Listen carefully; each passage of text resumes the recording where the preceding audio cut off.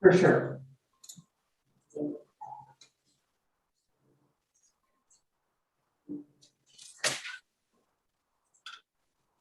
There you go. Very good, thanks.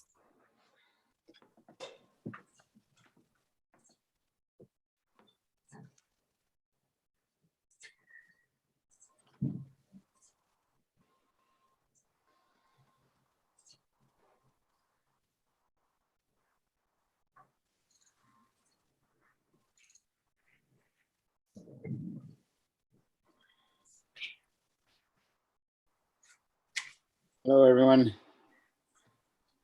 Hi, Mike. Mike? I'm literally just walking in, so I need a second to pull up agendas and turn on heat.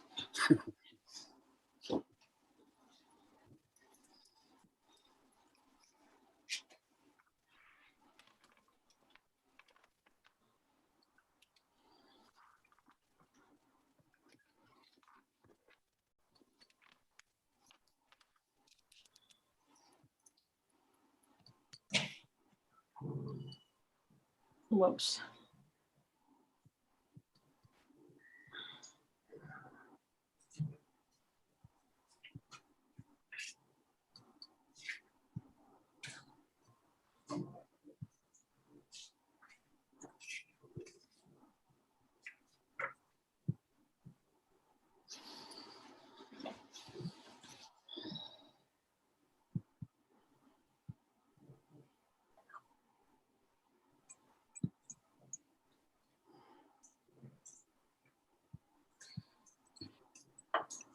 Okay.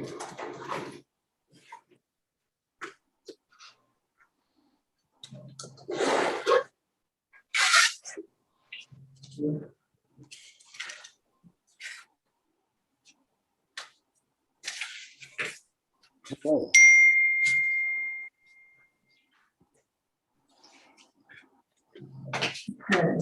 So if everyone's ready, live streaming is up and running. So I will call this meeting to order. And we would like to recognize that collectively we are the unceded territory of the Lillooet Nation. And I will open the floor for nominations for chair, please. I think we're missing Director Mack. Do you want to wait for Russell? Yep. Thank you.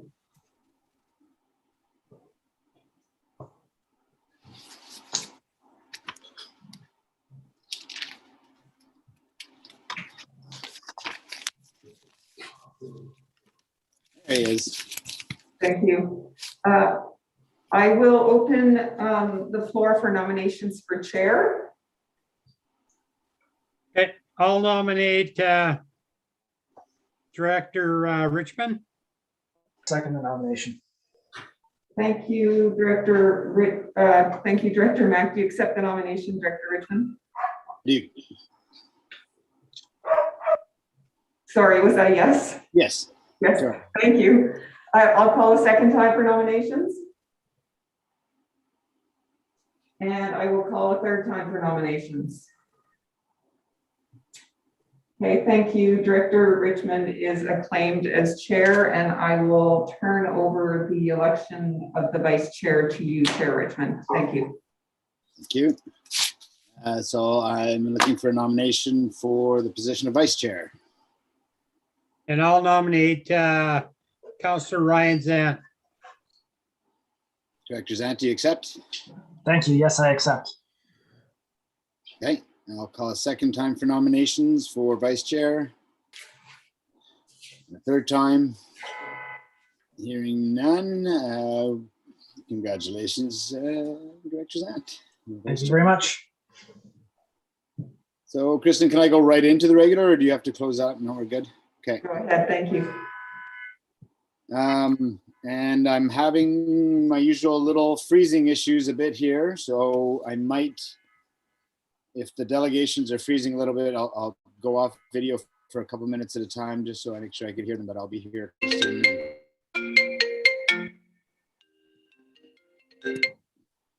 and we'll go from there. So I'd like to call to order this PVUS meeting for December 9th, 2021, and we would like to recognize that collectively we are on the unceded territory of the Lillooet Nation. Any changes to the agenda? And please speak up. I don't have you on screen right now. Hearing none, can I get a motion to approve the agenda as presented? Motion to approve the agenda as presented. Seconder? And see hands. Director Mack, any opposed? Motion carries.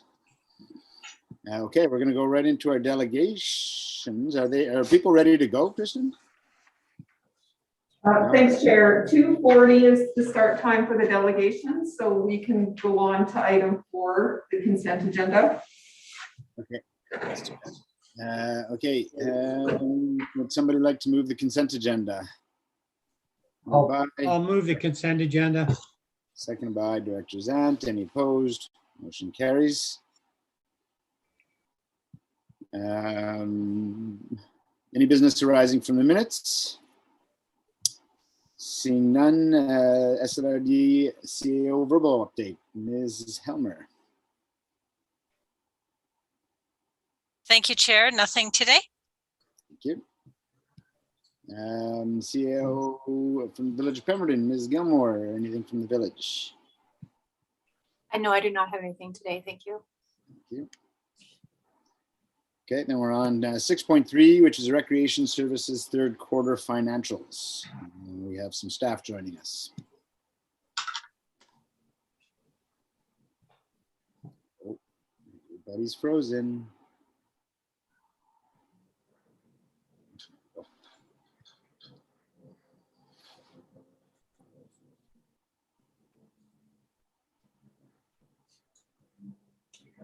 Do you have Mr. Sikora in the waiting room as well? He's will be presenting today. Yes, I do. I'll admit him. Thank you.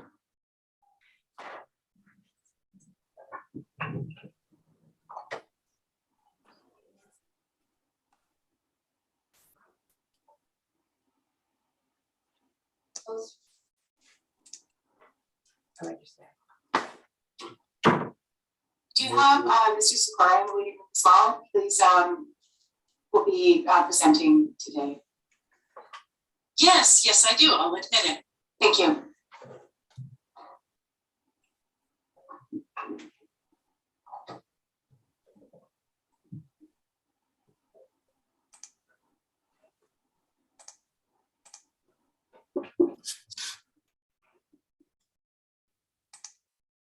Hi there. Hello. Is Ms. LaFrance joining us as well?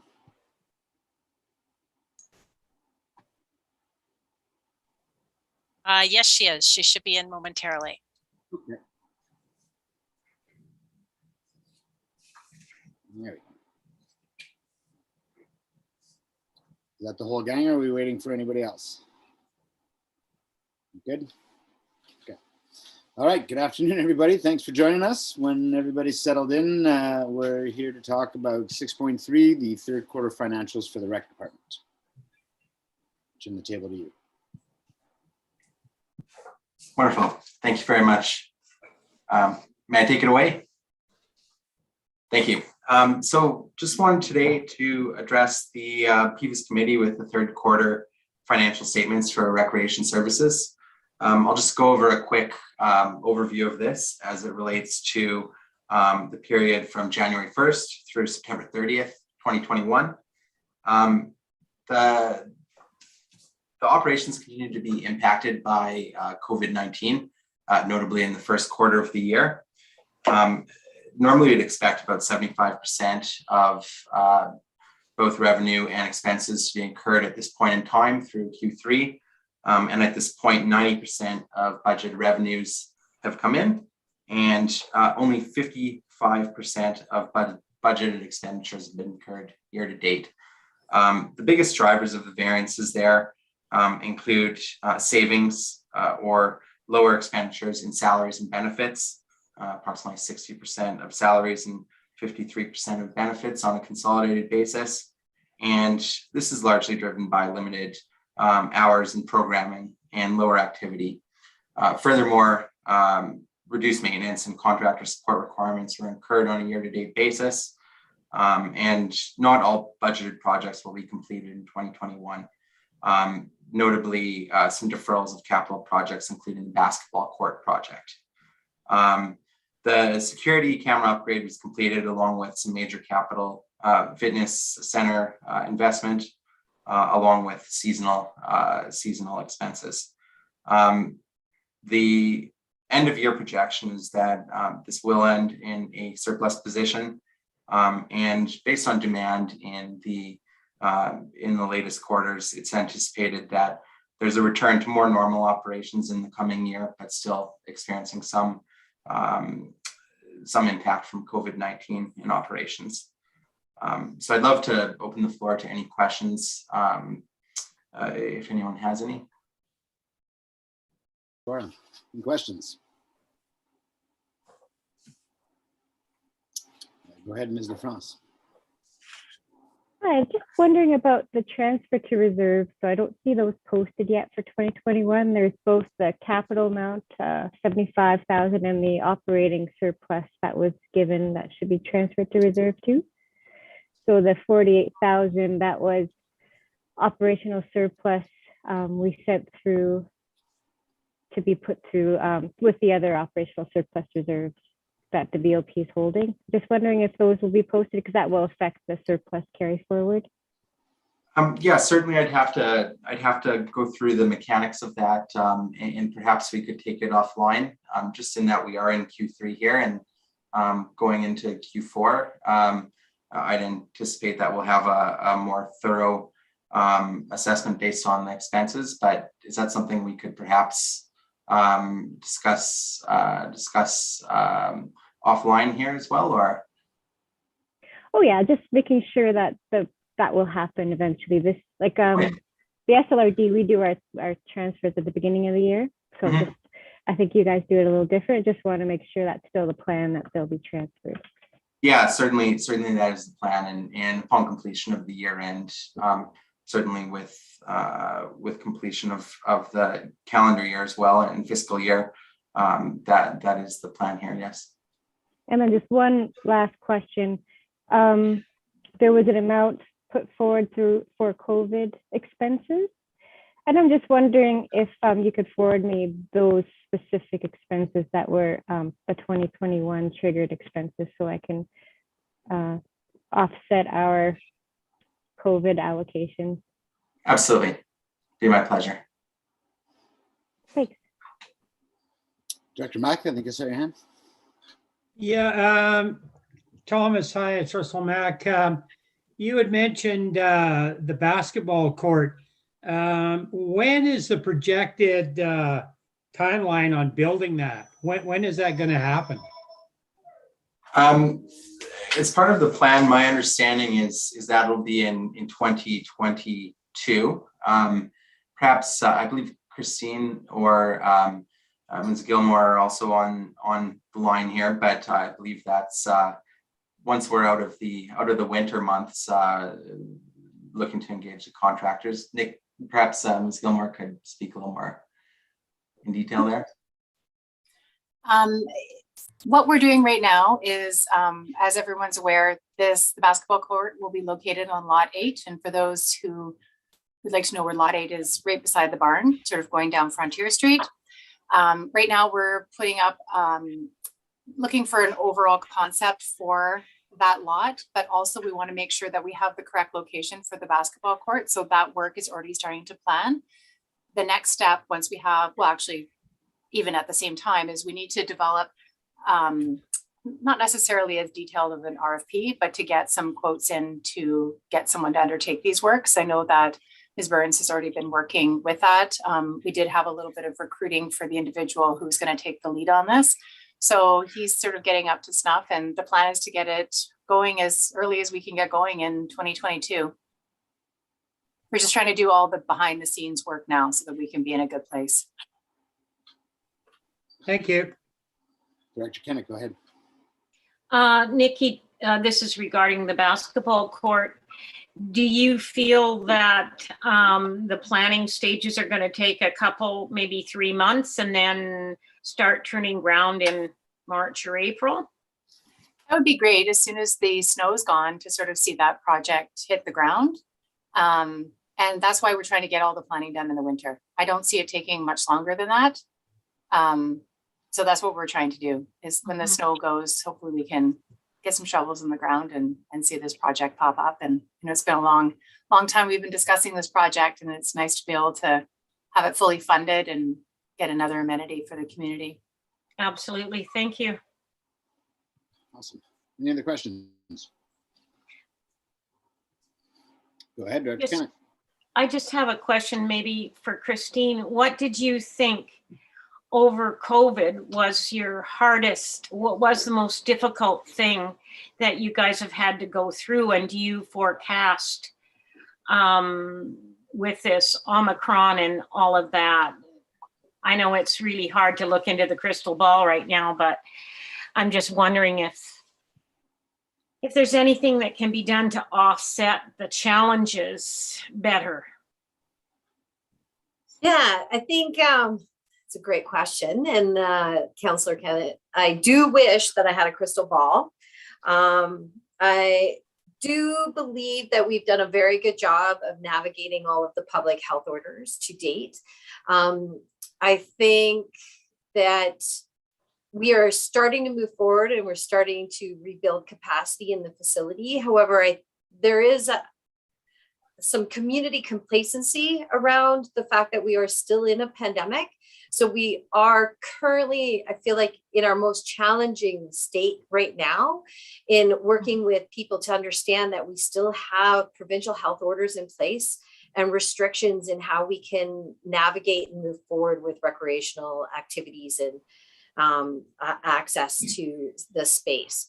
So I do feel like we're kind of in the thick of it at the moment, in the sense that people are kind of over it, for a lack of a better way of saying that. But for the most part, the biggest challenges have been navigating the PHO orders, as they haven't allowed us any opportunity to really put any measures in place in advance of them being triggered. So I think right now we're still in a holding pattern because of the proof of vaccination requirement deadline being January 31st. So our hope is that January 31st, that is rescinded, I guess, and we can start to move forward with doors open. We are currently in a position of getting ourselves staffed and ready for that. So we're ready as soon as some more of the PHO regulations are released. So, Is it, just one more question, are you having the staffing challenges as everyone else in the whole corridor seems to be having right at the moment, or is that alleviated somewhat? Well, I'm going to touch wood as I say this. I think what's happening for us here is that members of our community want to stay in the community, and they have been negatively impacted with roles that they may have held in Whistler. So we are having more uptake for positions than I think we've ever had before. So we most recently hired, I think, Nikki, did we hire 5 in the last 2 weeks? I think I did 5 welcome packages for front desk, youth worker, and program leader roles. And a couple of those individuals we're hoping are going to work in all of those areas. So we're just trying to maximize opportunities for people so that they can stay in their community and work in their community as much as possible. So we're excited. Awesome. That's good news. Thank you. And thank you for your good work there. Oh, thank you. It's my pleasure. All right. If there's no more questions, can I please get a motion to receive 6.3? Motion to receive. Second by Director Mack. Any opposed? Motion carries. Thanks, everyone. Thank you. Thank you, Christine. Thank you, Thomas. We're on to 6.4, which is the request for decision on the 2020, I guess it should say 2022 PVUS committee meeting calendar. I don't want to do those all over again. I'll move that. Okay, moved by Director Mack, seconder. And Director Zant, any discussion? Any opposed? Motion carries. Thank you. 6.5 is information report on the PDIF funding. Do we have staff joining on this?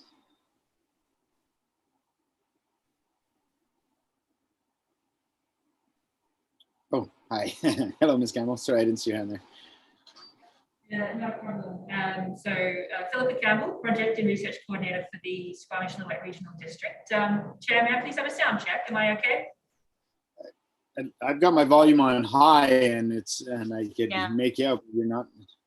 Maybe she can No take problem. her mask off or. We are required to wear our masks in the boardroom as it's a public space, but I will try and be more directional in my speaking towards the microphone. So this report is just to bring to you the funding reports from the Pemdan District and Initiative Fund. So just a brief overview. Every year we request the recipients of long-term or seed funding agreements to come to you with a progress report as to how the money's been used and how they're going to use the money in the coming year if they are continuing on a long-term agreement. And we also request that recipients of one-time funds for a specific event come back and provide a final report once they've completed that work that has been provided by the fund. So we've gone through the process of requesting those reports today. There's just one remaining outstanding from the Farmers Market Association. We're following up, staff are following up with them. We have today in our list of delegations, 3 of these reports. You'll see a progress report from the Pemdan District Chamber of Commerce and final reports from the Spud Valley Nordic Association and the Pemdan Cemetery Committee. Now, we have attached to this report just the reporting information for the recipients who are presenting today. In January and February of next year, we'll be bringing back the remainder of the reports as presentations. It wasn't possible to get them all here today. So you'll see those on the upcoming agendas. We'd like to note that we do have a late business item regarding Spud Valley Nordic with an additional new application. And they have been requested to speak to that as well as their final report today. I just wanted to make note of that as we go into the delegations. But that's the sort of gist of this report. I'm happy to answer any questions. Thank you very much. Any questions? Questions? Okay. A motion to receive the report, please. Motion to receive. Seconded by Director Mack. Any opposed? Motion carries. Thank you very much, Ms. Campbell. I look forward to the delegations. How long did we give the delegations, by the way, Ms. Helmer? What are the time periods that they're allotted? It depends on the delegation and whether they are doing a final report as well as a new application, or if it's just one of those types of reports. Typically it's 5 minutes for their report, and we also allocate 5 minutes for question and answer time for the committee members to ask what they may want to ask. But if they have to report out on their previous as well as a new, then they get 10 minutes to present instead. And so there is a schedule that is included that has the outline of that with based on last year, some breaks in between to hopefully make sure that that flow goes smoothly this year. Thank you. Thank you, Chair.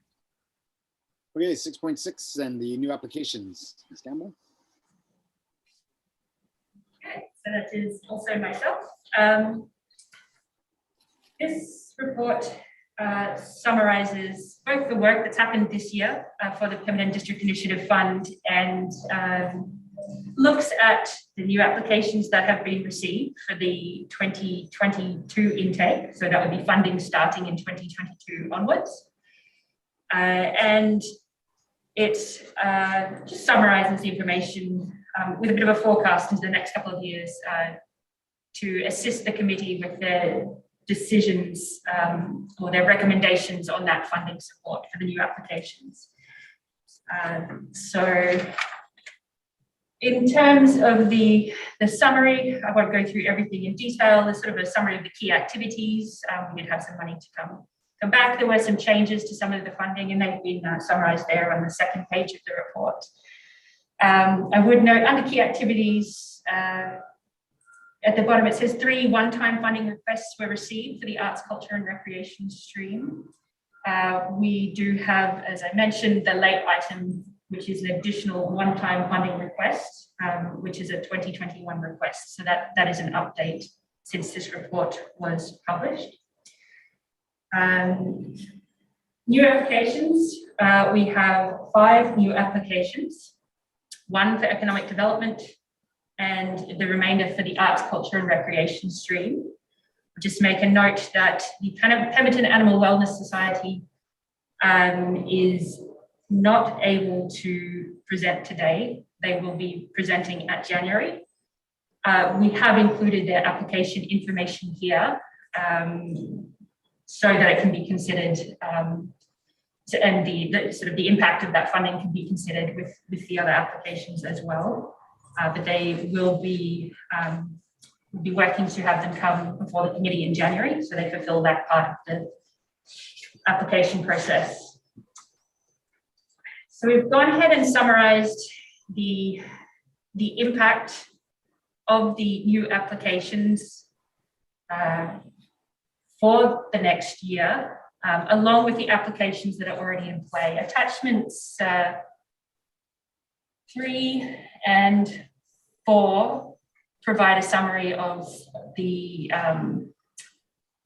new applications alongside the current applications, because what we have, particularly for in economic development, we have 1 long-term funding agreement that is in year 2 of 5 next year. And in the arts, culture and recreation, we have a number of long-term agreements that are already in place. So you have to consider the new applications, all of which are for long-term funding in the arts, culture and recreation stream, against the funding that's already in place. So the impact goes over a couple of years.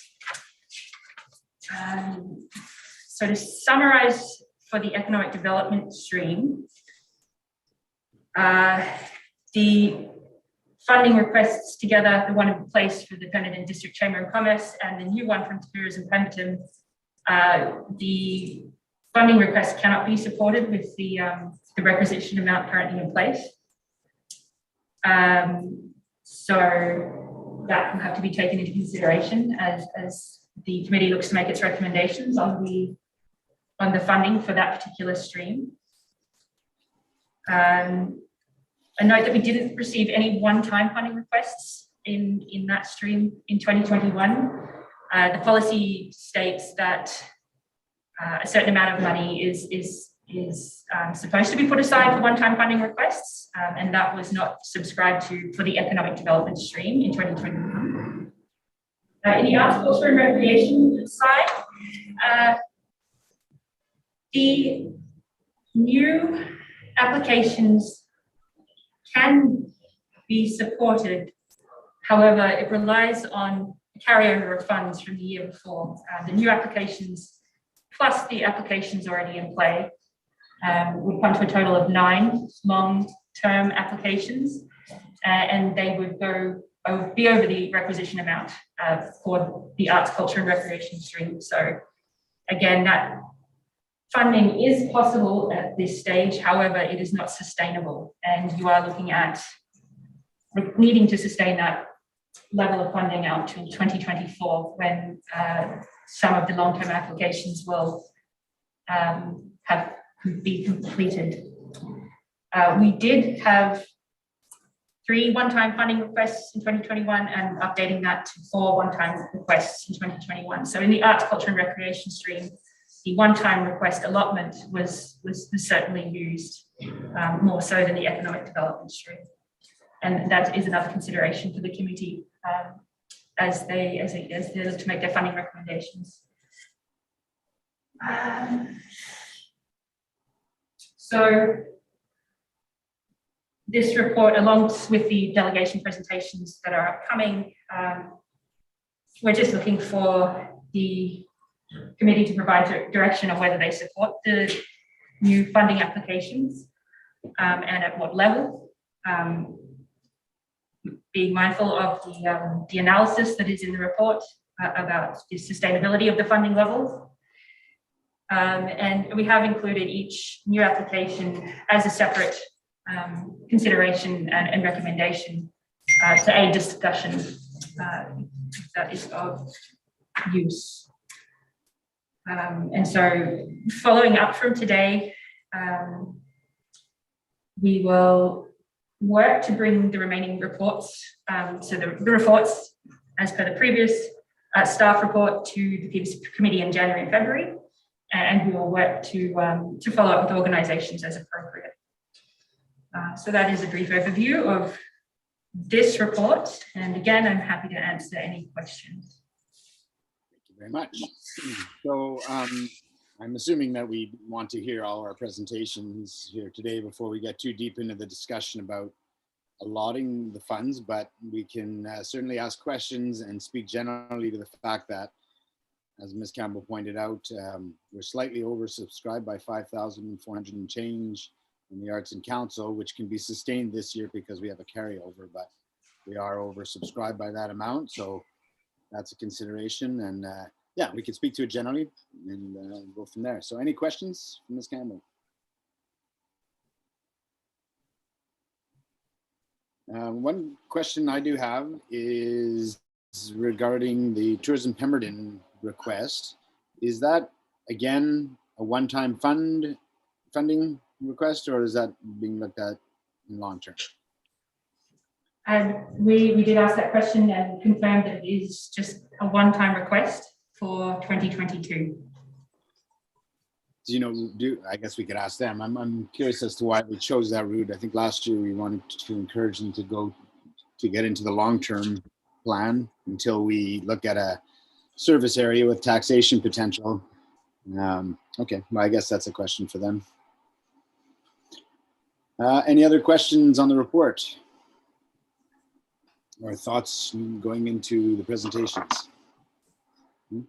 Okay, so we won't look for a motion on this. We'll come back to this after we've heard the presentations then, as well as late business, I would assume. Oh, I lost my page.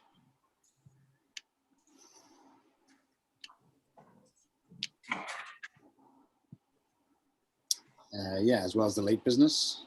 So I guess we'll recess for 5 minutes and come back for our delegations.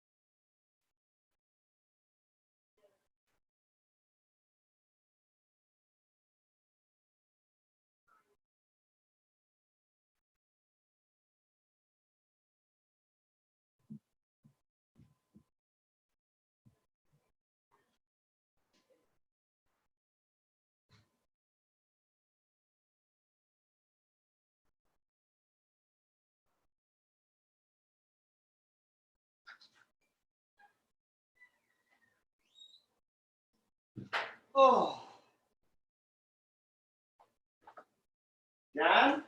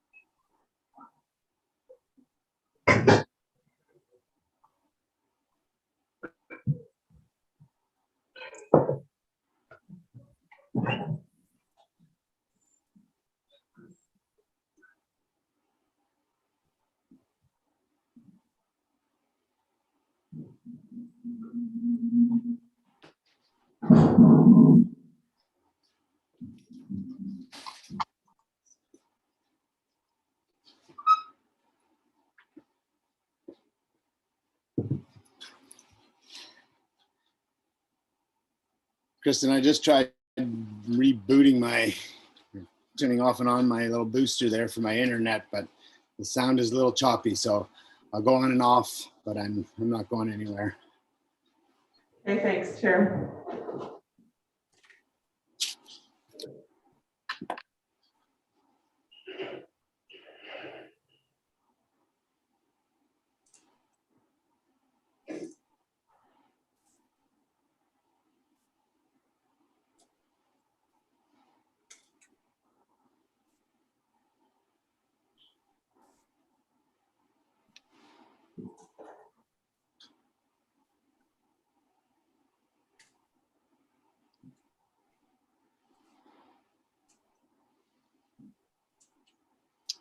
Okay, well, we've got the committee here.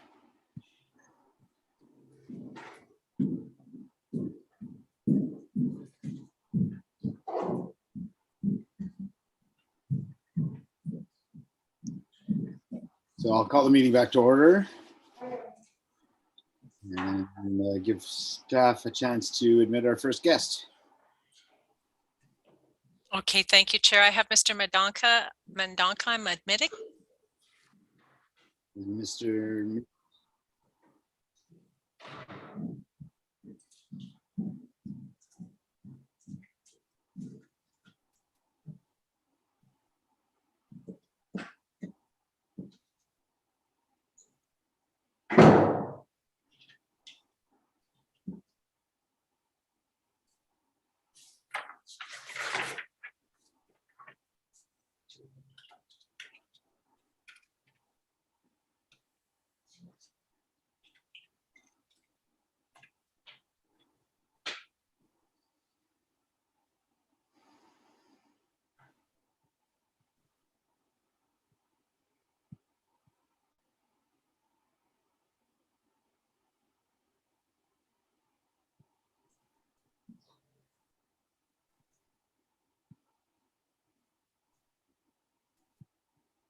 You having trouble getting him in?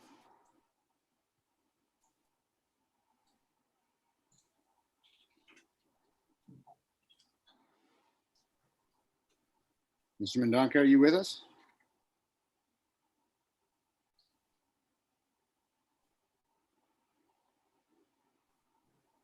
Do we want to maybe move to our next delegation while they get set up if they're ready? Next up is BMX. Yes, Chair. Actually, she's just arrived in the waiting room, so I can admit her. Perfect.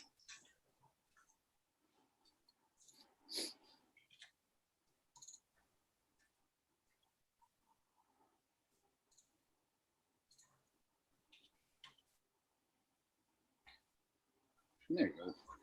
Good afternoon, Ms. Turner. Oh, hello. How are you? Good, how are you? I'm good, thank you. Don't mean to rush you. We were just having a little technical difficulty with our other delegation, so we thought we'd get ready. That's okay. Ready to go. I'm ready whenever you guys are. Yeah, take it away. Okay, so I think I have a presentation there somewhere. Amazing. Okay, so we can go next on this one because I think the next page kind of touches on our mission. So I know most of you are familiar with Pemberton BMX, and I've gone through this, I think, at all the other presentations, but for those of you that haven't, I will just go through it again. So our mission is to create a track that provides all levels of riders the freedom to have fun, explore, and push boundaries. And then our vision is to bring families together, build community, and a vibrant economical recreation facility that creates new possibilities for all ages and genders in our town.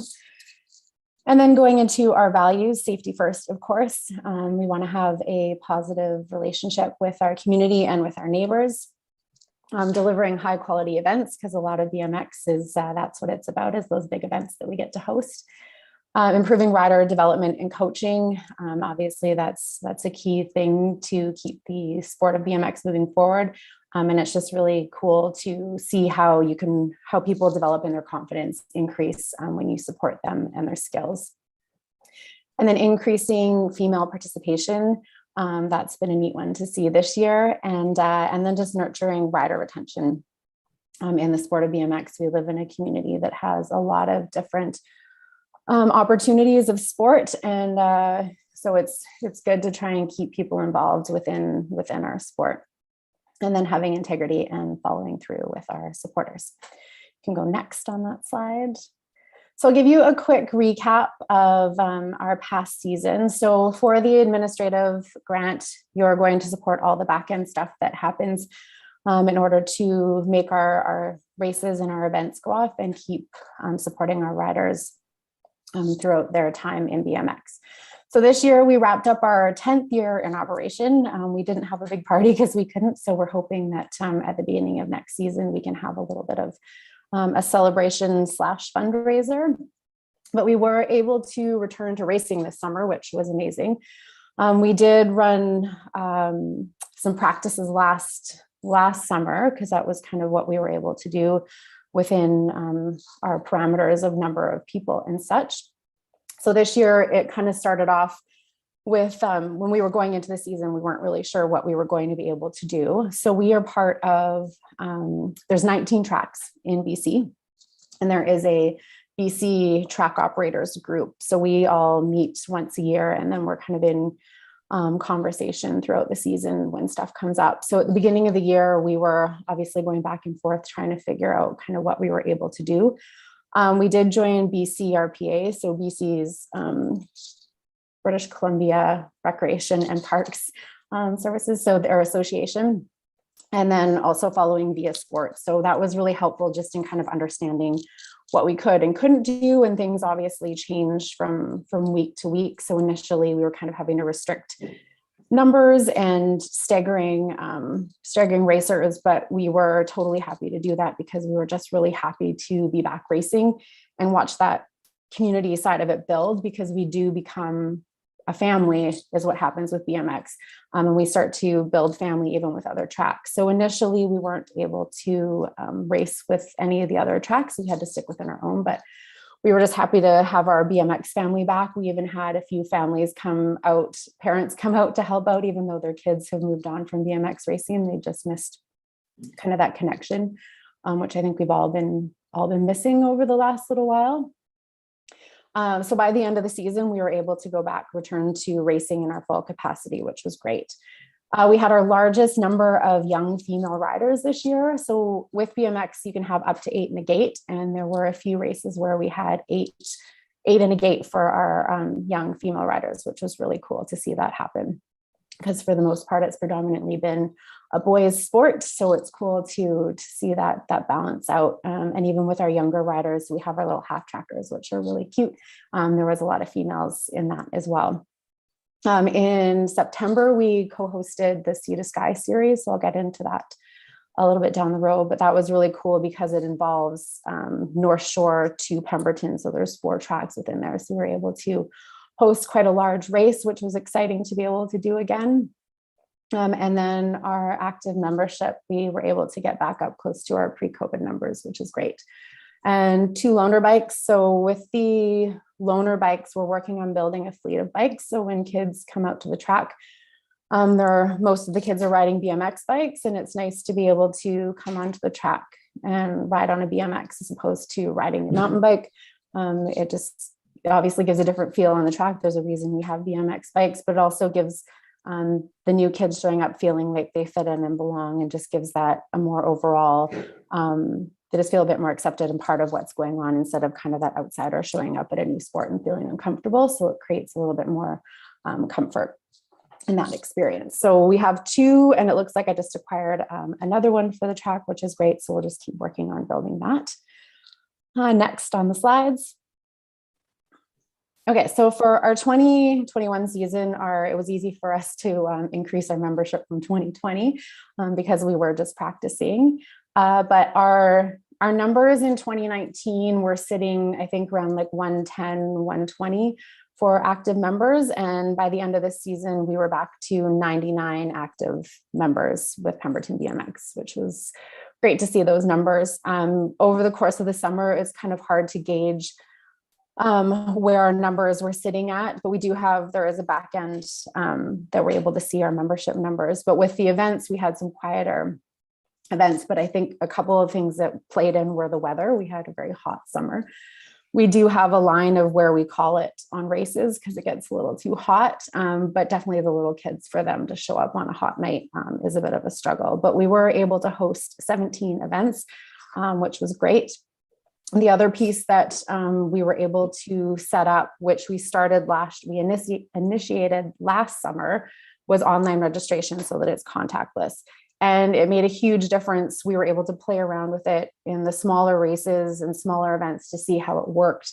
So what happens when we have a new rider show up at the track, we're entering in all of their information and then registering them for the race. And it becomes quite time consuming. So we end up, especially at the beginning of the season, with quite a long lineup of people trying to register and sign up for events. So the online piece was amazing for this year, and it went really well. People could still, as we got into the summer, we did allow people to register at the track, but it's just been a huge help because it's taken away a lot of the time at the track, and we can get a lot of it done prior to the event, which just means we get into racing a lot faster, and it minimizes delays. It's a family affair. We have a lot of families where parents and kids race. So I race and my daughter races. We call him our track caretaker. He's always there working on maintenance, and he just kind of quietly takes care of things. Him and his sons race. We have probably 5 families where there's a parent and child racing, and then the other piece of it is our volunteers. They are the backbone of BMX. And so we'll have parents on the track helping out, and then their kids are racing. So it's just something that we all work together to make happen. And as I said earlier, we had people coming out who don't have kids race anymore, but still come and help us at the races just because they like being a part of what we do. Next generation. So we find with BMX, what happens is we have the younger kids. So we've had the youngest so far has been 1.5 years, which is wild. And then coming up to usually around 12, 13, they start to flow out and head a bit more into mountain biking. There's actually a lot of downhill mountain bikers, professional racers that come from a background of BMX. But what happens is that it's just kind of the nature of it. There are a few kids that stick with it through and end up in the Olympics and such, which was cool. That we had BMX in the Olympics this summer, which was really exciting to watch. But we are seeing that next generation coming up in Pemberton. We had so many young half-track riders coming out to race. If you go by the track at any given afternoon in the spring and the summer, it's full of little half-trackers or little kids doing laps on the track. So it's really cool to see that that's happening, and then just fostering their experience in BMX and starting to bring them up so they get involved in the sport and continue through. There's a lot of life lessons that happen in BMX, and it's really just neat to watch them all grow and develop as people and as riders, as little athletes. Track maintenance, we had done a full rebuild not this past year, the year before. So we had some key people that were showing up and taking care of maintenance. There is some kind of management that goes into that and making sure things are stayed on top of.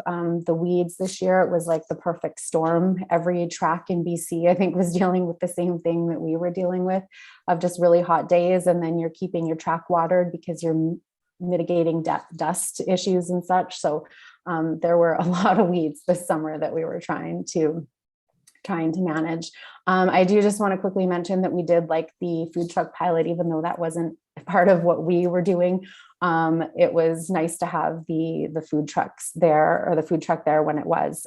People really enjoyed that and appreciated it. So I just want to throw that out there that we did enjoy that, and we'd love to see that continue. And the highlight of our summer was the Sea to Sky series. You can click next on that slide, please. So for the Sea to Sky series, our track looked so good. Everyone put in a ton of work. The picture that you can see there on the right, the track is looking with very minimal weeds happening.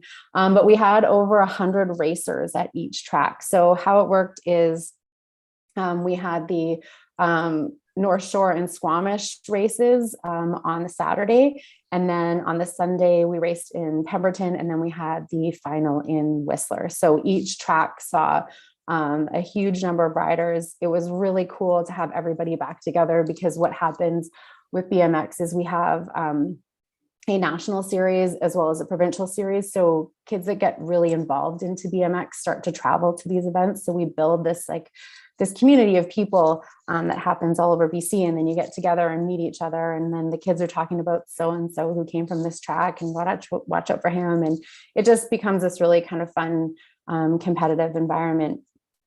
So it was really, just after not being able to race and have these big events, it was just really exciting to have everybody back together, and it's just a really fun sport to watch. And then the riders had to race 3 of the 4 events, and then they received a plate. So some kids will ride with their Sea to Sky series plates, which is cool, just to kind of have that continuation and how kids get excited about a series like that. And we're working on planning one for next year, which will be nice, because this year we didn't know if we could do it. So it was like, we were back and forth in emails and messenger and text messages about trying to pull together, because we have to do medals for each race. And then there's some scoring that's involved, and trying to set up times and all of the marketing.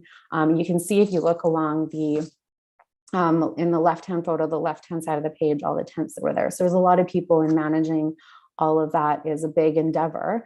But we managed to pull it off in a very short period of time. It was down to the wire for getting like hats for the riders and such, but we made it happen, and everybody was really happy about it. So we're excited this year to have some lead up to plan something like that, so it's not so fly by the seat of our pants to make it all happen. Next on this one, a little success story. So the Cruz family, they are breeding some amazing little athletes. So Tegan's older brother, Tegan Cruz, his older brother Lucas also raced with us. He's had a very successful career so far in mountain biking.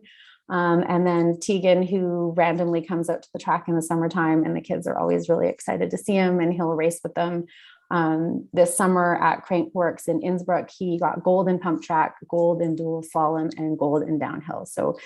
And he started out in BMX. So it's a good solid foundation, and it's really cool to watch the kids continue on. And there are quite a few other success stories of watching these kids evolve as athletes as they get older and see where they go. And next on this one. So moving forward, we did host our Agm and Elector Board for 2022. Our board is staying the same as it was last year. Upcoming BC track operators. So we did actually have that meeting on Tuesday. So we're part of BMX Canada. So they're our sanctioning body. They're based out of the United States, but they have all of their tracks within the US and then the tracks within Canada. So we wouldn't be able to race if it wasn't for them. So they take care of all of our insurance for anybody that's volunteering. They take care of the insurance for riders. They take care of our event insurance. And then they also help support us with marketing and rider development and whatnot. We have them to kind of lean back on. They also have a coaching program so that we can have parents move through their coaching program and help build up our riders as well. So when we have these track operator meetings, we always have a couple people. There's all the tracks. There's a representative from each track in BC. And then we also have a couple representatives from BMX Canada as well come into our track op meeting. And it has been confirmed that we are actually going to do nationals. So there is a national series, a provincial series, as well as a Gold Cup, which is going to be hosted in Whistler this year, which is exciting. So we get a lot of riders from that. We'll probably get people come up from the States for that. And we'll help Whistler host that event because it's such a big endeavor to take on their own. So there's national placing, provincial placing, and then we have our district placing within BC. So the season kicks off with nationals and wraps up with nationals. So it's really exciting. We have the dates should be confirmed. We kind of sorted them all out in our meeting, but the dates for nationals and provincials should all be announced in the next kind of by beginning of January. So that's a big deal for BMX, because there are the kids that like to ride locally, which is great. But then there's kids that want to take this somewhere. So we've had kids that start racing provincially and nationally, they get a ranking. And then we've had kids go to the worlds for BMX, which is really cool. So there is this opportunity to develop riders to take this somewhere. And learn about racing at a high level. But then there's also the other side of BMX where you can just show up and have fun and race and go home and call it a day. So there's that mix of both, which I really like, because not everyone wants to be a competitive athlete. Some people just want to show up and ride for fun, which is amazing. We're focused this past year was a focus on just getting events off. Coming into next season is coaching. So we have a couple people in mind that we're going to work on building up as coaches. Hopefully, fingers crossed, we have someone that used to race at a high level in BMX that has moved to Whistler, and we can hopefully get them trained up and get them coaching and coming out to volunteer with the kids. So that's our hope with that. But just really focus on that now that kids are coming back into BMX and we're able to race and host events, is starting to build up our coaching program and host and have some consistent coaching that happens, because it's just a really good skills building, but it also is some team building that happens in there as well. As I mentioned earlier, expanding the bike loaner program. So we'll look at hosting a spring fundraiser, and the idea behind that one will be towards the bike loaner program. And then there is a little bit of deck maintenance that we'd like to do. It's not necessary, but I think it'll be nice. Just there's a few boards and stuff that we'd like to fix up.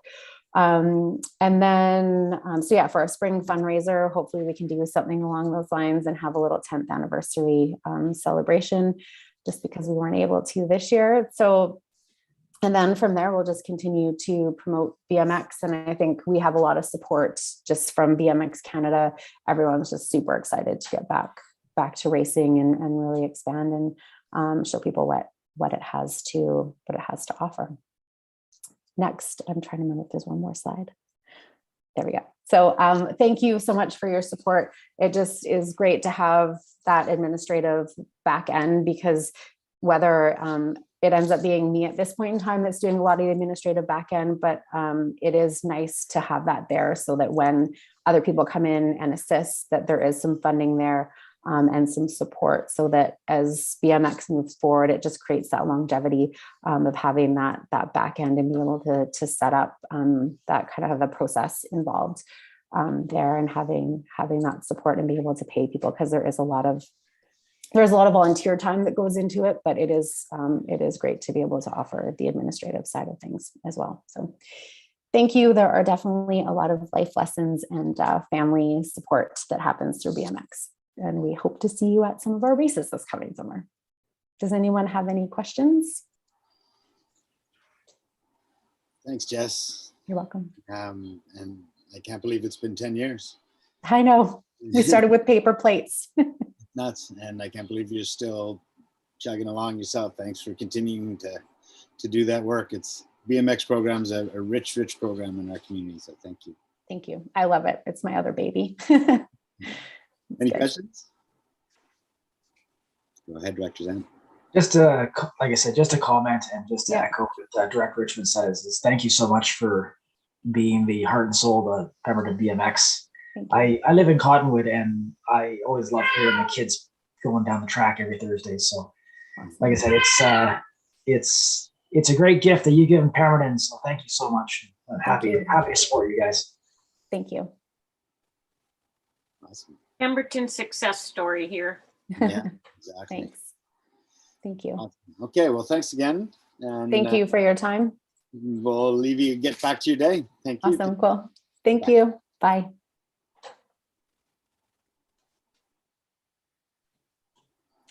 Okay, Chair, I'm going to readmit Mr. Mendonca, if that's all right. Sounds good. He is here and has had some back and forth with staff. Oh, there we go. Mr. Mendonca, can you hear us?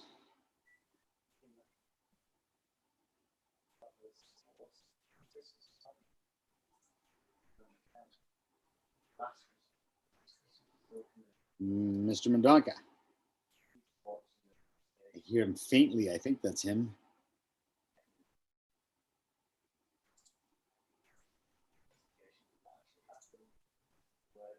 Is he calling in on the phone? Is that what he's doing? Mark, if you're there, we can't hear you.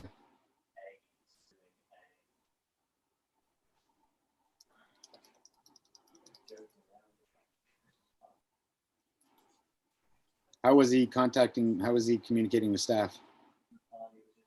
By email? He was communicating by email, but when he first came in from the waiting room, I noticed he was unmuted, and now he's muted. I have pushed the ask to unmute button, and he doesn't appear to have unmuted at this point. I've also done the ask to start video.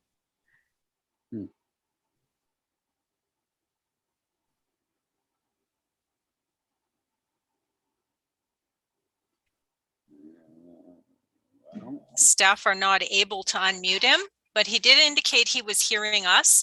So maybe he needs to see if he can push the unmute button from his side. I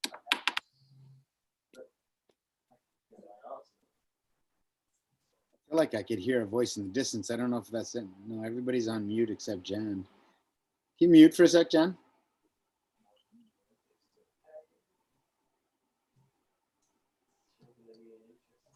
No. Yeah. Chair, I've just received a message that he says he's not able to, it's not letting him unmute himself. Right. Well, are you able to talk him through this, or should we go on to the next one and keep trying behind the scenes? Yes, perhaps he could call in. Yeah. And he's just suggested that to me in an email. So maybe we can put him back in the waiting room and ask him to call in. And we'll go back to him after the next presentation. Okay, tell him to ask him to call in 10 minutes. And that way he doesn't have to sit there and wait, if that's okay. Okay, thank you very much. Okay, thank you. Can we admit Porca?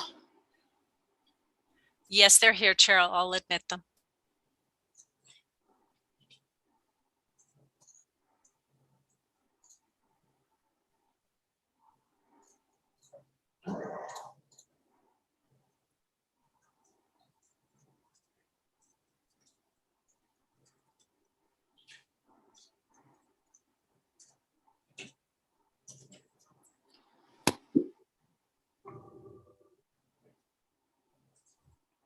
There you go.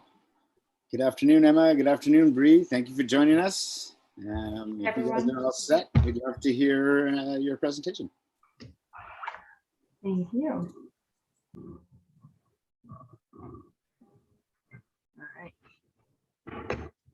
right. Hi, everyone. My name is Emma Mostra-Mombelli, and I am the Vice Chair of PORCA, the Pemdan Off-Road Cycling Association. I would like to begin with acknowledging that we are grateful to be operating on the unceded territory of the Lillooet First Nation. And next slide, please. So PORCA's mission is to support the Pemberton mountain biking culture by fostering growth and sustainability of the trail network and provide opportunities for all levels of riders.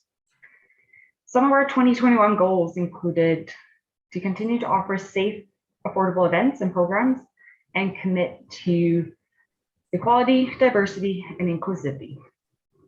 We support the PVTA, so the Pemberton Valley Trails Association, by building and maintaining trails, fundraise, and also advocacy.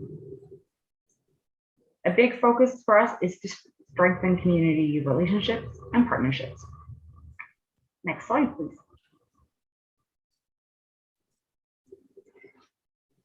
A main priority of PORCA's is to continue to offer these safe, affordable events and programs.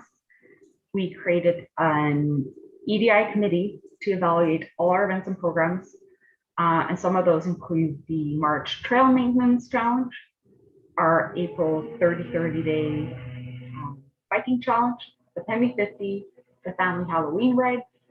We also hosted 3 toonies and 16 of the Women's Wednesday Night Bike Club in 2021. Next slide, please.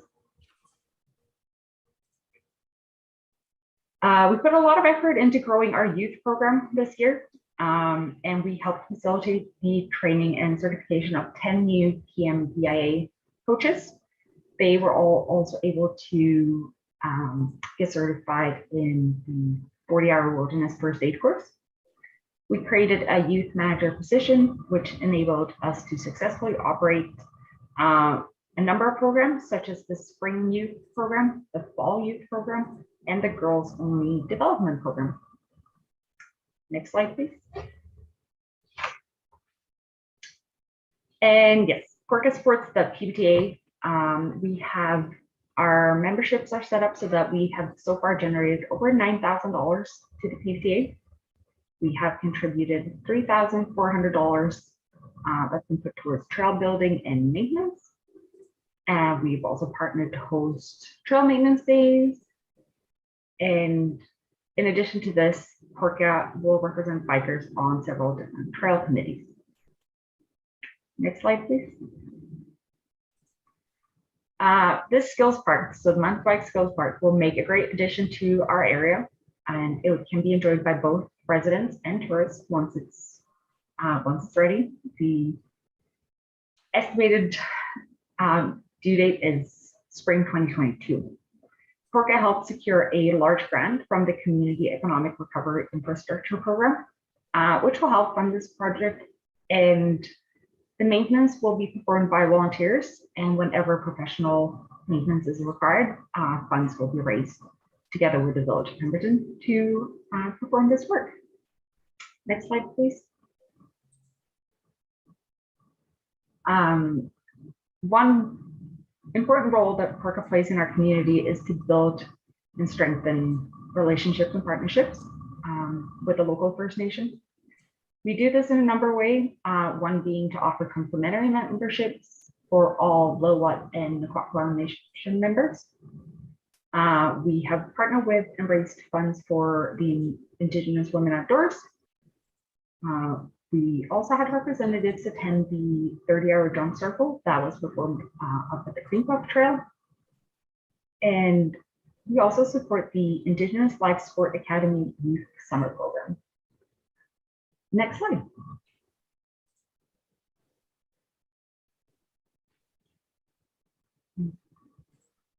Quirka has been growing in many ways since the beginning. This year we welcomed five new board members. We do recognize the importance of governance training and offer this to all our directors. We also created a governance committee, and our strategic plan will be updated in 2022. Next slide, please. We are very lucky to have strong leadership, and it has been recognized outside of our community, and it's proven that we're moving in the right direction. Our chair, Ian, there on the left, was awarded the Unsung Heroes Award, and Bree, our executive director, she was the recipient of the 2020 leadership grant from the Whistler Community Foundation, something she has put towards her continued education within nonprofit management. Next slide, please. This year, Quirka received $4,730 from the Village of Pemberton and the SLRD. This is the final year of a 3-year seed funding agreement. The money has been used to support the employment of our executive director, which in turn has helped build Quirka's capacity to continue to have a positive impact on our community. Next one. So the big question, why should Quirka receive long-term funding and support? You want to move to the next slide, please?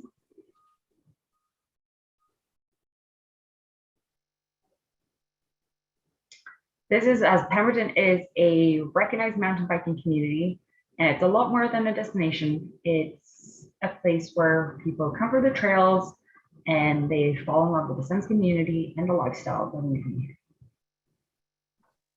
Next slide, please.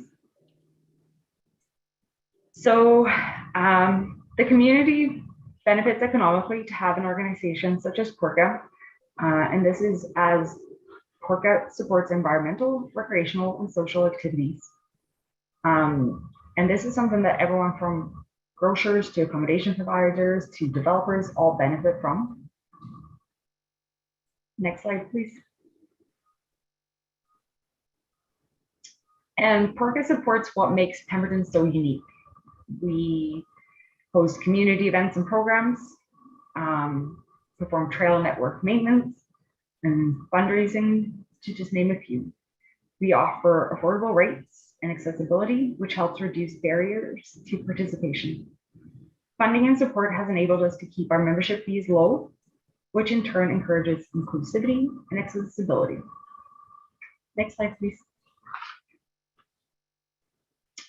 And in 2021, we experienced quite the growth spurt, as you can see here. We grew from 312 to 906 members, which is an increase of 190%.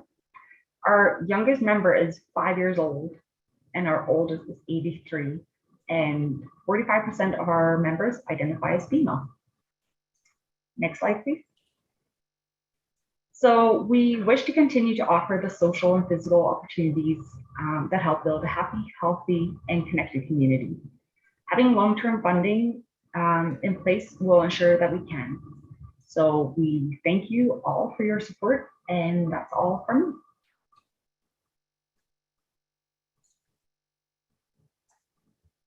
Thank you so much.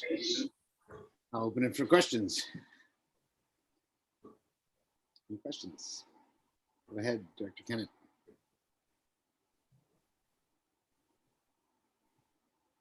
Second here. I just have one question, Emma. Thank you. I think PORCA has done an amazing job of putting together the trail system and everything. I just have one comment. I had somebody come forward and ask me that they felt that there was a lot of rogue trails being built within the community that are not really sanctioned and haven't really truly been applied. You put yourself back on mute, Jan. I thought I was on. Am I on mute now or not? No, you're good. Oh, good. Okay. We can hear you. My little picture says mute, so I don't know what that means. Anyways, I'm just wondering if there is some oversight in your own organization to keep an eye on these rogue trails that are being built, particularly with the climate change and so on that's happening with the amount of rains we've been having. It's some concern within the SLRD. I think Bree will be able to give you the best answer here. Hi, Janice. Thanks for your question. Yeah, Pemberton is unique as in 97% of our trails are unsanctioned trails. There wasn't a process to sanction them until about 2006. And we are working alongside the Pemberton Valley Trails Association with BC Rec Sites and Trails to try to get these trails sanctioned. But as you know, there's been a trails master plan process going on with the SLRD and the Lillooet Nation for a number of years. And that has sort of made things be on hold for a number of years. So I don't think that the new road trail building is as widespread as you would think. I think it's a lot of an issue of we need to look at our network and what we have and get them legalized and just make sure that we're taking care of them as best we can. Okay, thank you. No problem. Any other questions? Seeing none, thank you for your presentation and thanks for the work you guys are doing. And I can't wait to see the Skills Park up and running and all the activity over there. It's going to be so much fun. Thanks for all of that, you guys. Take care. Thank you.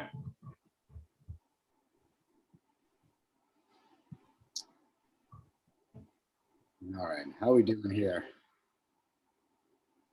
Oh, Mark's called in, probably the sounds of it.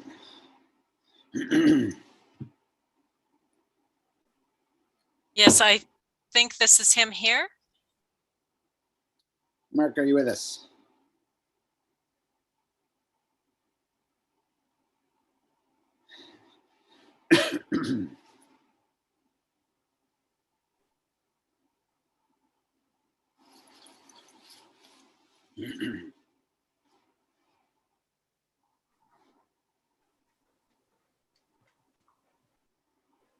Mark, are you with us? My phone? No. But I left it in the car, not in my pocket. Oh, yeah, it's under my back. Okay? Under Mark? your back? Yeah. Yeah. Mark, you're live. Can you hear me? Yeah, we can hear you. Can you? Sorry. All right, we're good to go. So let's get this show on the road. Fire away. I'm in Squamish, so all right. So we'll go with last year. And listen, good afternoon. Thank you. Sorry about what's going on, but I'm sure it's not at my end. Again, thanks for the opportunity, everybody. Andy Meeker sends his regret. He's in the air today, so he wasn't able to attend. I'm assuming that everybody received a copy of our financial summary and our program accomplishments. Yep. Yeah, and we were sharing. And okay, so I mean, my question to you is: there anything in there that you need to discuss with me? Because I think it's fairly self-explanatory. And this is the 2021 program accomplishments, and then the financial summary. Okay, so you're not going to present any of that information. You're just looking for questions. Well, you know, yeah. If I need to present, I'll present. Okay, so listen, the 2021 program review, the PDIF funding was a total amount of $23,477. We spent $16,000 for the marketing coordinator, which is what we budgeted for. So we were definitely on target for that. We spent, in terms of a co-op marketing campaign, the Cedar Sky Cultural and the mountain biking campaign, of $4,100, and then of course there was the Nairn Falls parking lot snow plowing at $3,400. So we spent $23,602. And we were over by $125, which came out of our existing budget.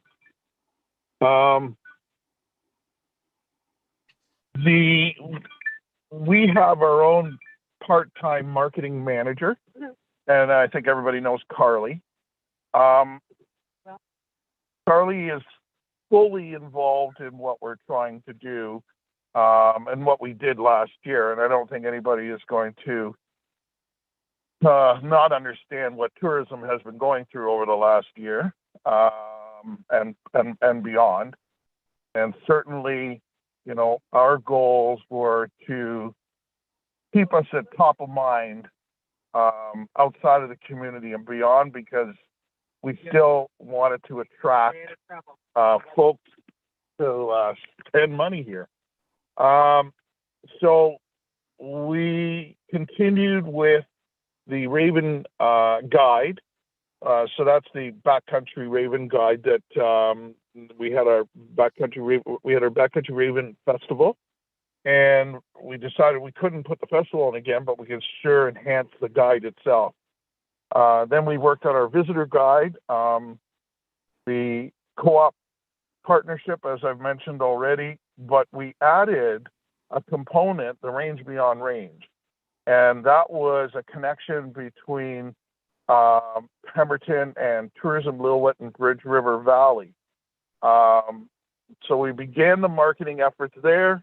And then, of course, we had fire this summer, and we had to slow the efforts down. So we still have a little budget money to work with on that program going forward. And Destination BC is agreed to do some more funding with that project. Soul Food Cycle. We move forward with some video productions, and I think the Village of Pemberton has clearly seen these. I think they were involved in some way. We have moved forward with our agritourism wayfinding project. Again, these were funds that we received $120,000 from Destination BC to put together an agri-tourism wayfinding project. We hired a consultant, and we're moving forward really well with that project as well. Cedar Sky Cultural Marketing Campaign, which we've been doing for a number of years now. Pemberton Farm Tour, the Tourism Pemberton app, COVID-19 messaging, and social media channels. So our marketing manager has just been worked off her heels, and honestly, she's come to us and we have to take some things off of her plate in terms of her volunteer work for us on top of all of this, which is the job of the secretary and our finance manager, you might call her. So,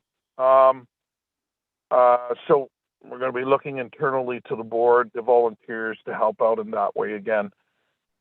Co-op marketing campaigns, again, just to reiterate, the Cedar Sky Cultural Connector campaign, working with Squamish and Whistler, and the Cedar Sky Mountain Biking campaign. Nairn Falls, the plowing of Nairn Falls, I mean, this was it couldn't have gotten any better. We've re-signed another agreement with BC Parks, and word is that we may see other parks in the neighborhood doing the same thing. There's actually requests for plowing contracts out there right now for a couple of BC parks. So this has been an exceptional project that we got off the ground, and we got to thank the village. We got to thank the SLRD for helping us with the funding, and certainly Dolores's program. She's been able to hold her rates for the kids, and I don't know if Dolores is presenting to you, but her enrollment is way up, way up. She is so happy, so giddy about this whole thing of opening up that park to our community, the tourists, but for the most part to our community to enjoy the skiing program and skiing. So further to the accomplishments would be to market and promote Pemberton. That is what we did in 2021 as a travel destination of choice, to foster community partnerships and leverage as much of the co-op marketing dollars as we could, and to build partnerships around regional destination marketing organizations. And that was us, building relationships with, again, Lillooet and Bridge River. Of course, we just continue to grow our relationships with Squamish and Whistler as well. And it's to go after the piece of the pie that we deserve, in terms of marketing and growing the business, and help growing the business community. I think that's about it. And I guess at this point, I should ask if there is any questions with regards to that report. All right. I'm just waiting for the screen to come down here. I'll be right with you. There we go. Yep, no worries. Any questions? Go ahead, Director Mack. No, just a comment. Well done. You guys have been really busy, and that's very good. Good for the area, and good on your group for doing that. So well done. Well, I appreciate that. Thank you very much. Just to add, I mean, we did receive another grant of a grant of $236,000, of which we have currently installed 8 of the 10 urine diverting washrooms that we had agreed to do. We came in under budget, and the province, they basically said, listen, stay the course. If you can find other locations to put washrooms and you want to be responsible for them, please go ahead and do it. We're not looking for a refund of money. So Currently, we're looking at Cayush. We've sent a letter to Pemberton regarding the Mackenzie Basin and whether or not they would be interested in a washroom there, even if it's on a temporary basis. And we have applied for another $260,000 grant to continue with the washroom process. And in the spring, we'll finish off the last 2 washrooms up at Semaphore. So they have been marked and ready to go, but the snow came and we weren't able to install them. And then we're going to, like I said, we've got another grant opportunity. Hopefully it'll be positive for us. And there's a lot of FSR work that we want to work on, getting cars off the highway, in particular up at Wendy Thompson Hut. We've been given clearance to work within 2 kilometers up the FSR so that vehicles could park up there. Okay, so going forward, once again, we're an organization with a board of volunteers, a board of directors. We have an executive team and 8 board members. One might ask, why haven't we gone the route of an executive director? And, basically, we just can't afford an executive director. The cost of a full-time executive director, the funding's just never been there, and we're not able to really pull it off. The volunteers that we currently have attended more than 1,500 hours of meetings. We hold close relationships with Flinro, BC Parks, PWA, Alpine Canada, Destination BC, Desolation Sound Holdings, and many more. So you would really have to have a full-time executive director who would take over the marketing role, who would take over, and we're just not at that point in funding. So we're hoping that, some point down the road that we'll be able to chat about becoming a line item on Tourism Pemberton or on Pemberton's budget. I don't know what else to say there.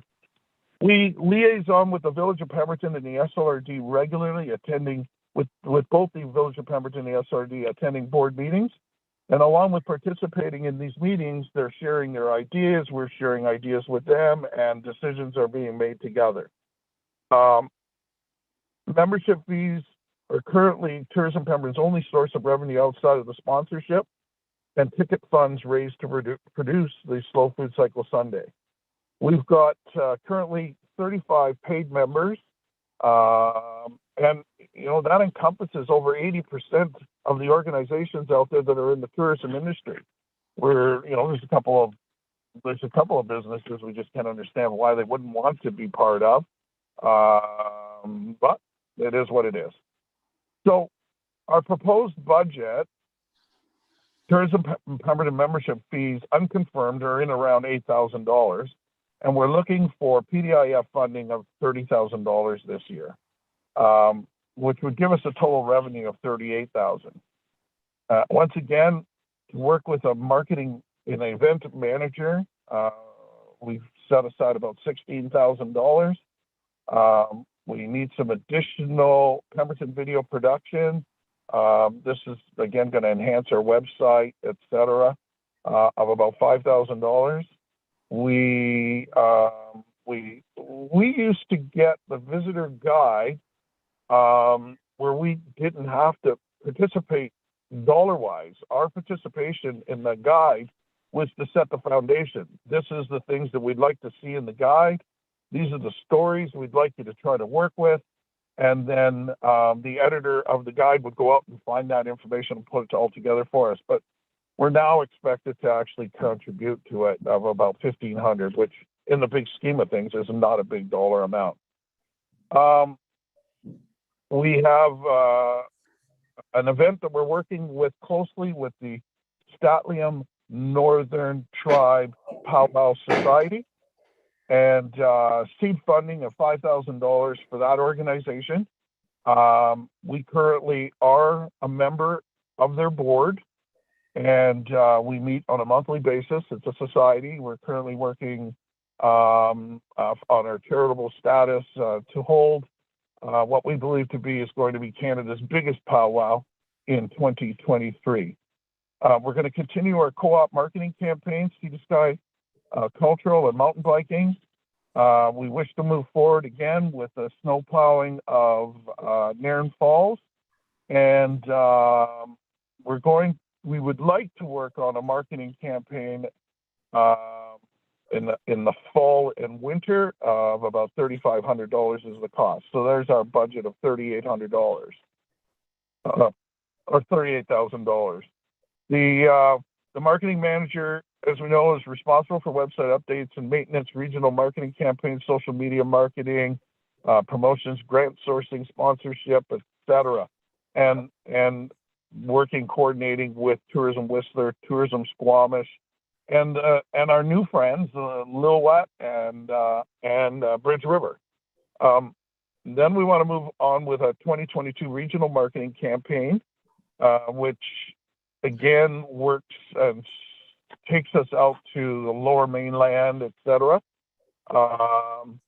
We want to enhance our Pemberton tourism video production. So we're hiring cinematographers to create new and up-to-date summer and slow food cycle video, Sunday videos, again, for inclusion on a website or visitor guide. And then the event investment. You know, events are extremely important to us, and it does bring some new life into the community as far as the travel and the visitor is concerned. Co-op marketing campaigns. We are definitely moving forward again. Bridge River, biking, and then finally destination development. The opening of the Nairn Falls Park in the wintertime was such a success. We've set the template for other parks that are, BC Parks wants to look at and work with. So I don't think I need to go into stats from 2018. I think we've talked about those on a numerous occasions. But certainly everything that we're doing is we're working towards maintaining and growing tourism in this area. We're all fighting for perhaps the same customer base. Whistler, they've got all the edge on everybody, and what's left comes to Pemberton. We've lost literally hundreds of thousands of people that would have normally gone to Joffrey and passed through Pemberton. Statistically, there'd be probably 20 to 30% of those people would come into town and spend money. Yeah, Mike, we got to start working towards a conclusion. We've got other delegations waiting, buddy. Okay, so that's basically it, folks. If there's any questions, we're good to go. Go ahead, Jen. This might be the same question that you were going to ask, but I was just wondering why Tourism Pemberton is only asking for a one year ask here. We thought we were going to come forward with sort of a 5-year plan. Well, I think we've been trying to do a long-term plan for a number of years, and we haven't been successful.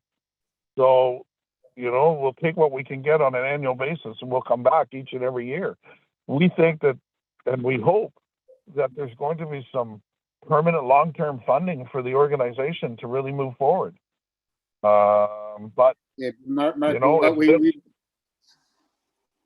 we've kind of been over this. You said to be a line item on a budget. We talked about it, and we agreed that there should be a move towards looking at having some economic development service area that would help fund initiatives like Tourism Pemberton and the Chamber sort of activities on a regular basis. That would be the best way to build those funds up for those sorts of activities. And that requires a service area, which at this point in time would be a couple to 3 years away at the very least. And that's sort of what we pointed out last year, and I pointed out at the meeting. So in the meantime, this fund is what we have available to, the PDIF is what we have available to fund your groups. And so for groups that are looking for funding for more than 1 year, we encourage you again to apply for long-term funding so that it is a regular basis. We did create a little bit more space in this fund as a result of the problems we ran into last year, and moved some requests over to the arts and culture so that we could make more room in the economic development fund, because we ran into the problem last year. So we did do that, and then yeah, the idea was to sign on for a long-term funding. So we could look at it as a one-term. That the committee could look at it as a one-term, well, a one-off request. But that's sort of what we were encouraging, and that's what Jan's question is. Our budget really doesn't change year after year. We're never looking for any major. We're not looking for investment. We are looking for investment, but you know, we are looking for long-term funding if it's ever available. I mean, do we need to state that we want long-term funding? And yes, that's why we are encouraging. That's why we are encouraging you to go for long-term funding as opposed to a one-year request. That's what Jan's question is. You guys are looking for long-term. Why are you asking for a one-year request when there's two options available through the fund? One is for a one-year request, a one-time request, and the other is for long-term funding. So that's why Jan was curious why, and I don't want to speak for you, Jan, but I think that's what we're trying to get to. I guess, again, to say that it's a box that we could have ticked. And if you think, or if you feel that you could look at our budget today and you can determine that we could do something and move with long-term funding with our budget today, we would be ecstatic. But if you don't have the funds to go forward, I mean, when we came in with what we were asking for last year, if we had asked for long-term funding, we weren't going to get it. So we need to know what's available, that's honestly available. And then we cut our ties, or not cut our ties, we say to ourselves, okay, that's it. So now we got to ask long-term. Let's go long-term. But this fund, this is what we're asking for now, long-term. If it's available, we'll take long-term. It's a box that we didn't tick. Okay. Any other questions? Go ahead, Director Zant. Just curious for Mr. Mendonça. I noticed you said you have 35 members in your group currently. Yes. Is there any? Are you looking at doing membership drives, or what is your plan for trying to gain more members? Because as you mentioned, your memberships and the PDF fund is your only source of revenues. I'm just curious if Tourism Pemdan has any plans to do a membership drive. I mean, we are constantly looking for new membership. That's not a question whatsoever. The issue here, we're down to a couple of restaurants. We're down to some major manufacturers of cannabis that we feel that there's an opportunity for tourism to be part of that. So we are pretty close to the targets that we need to say that we're fulfilling the majority of the membership. So there's not a lot more that's to be picked out there.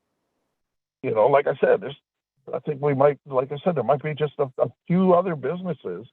But certainly we're always talking, and we're getting people paying annual memberships in the last 3 months.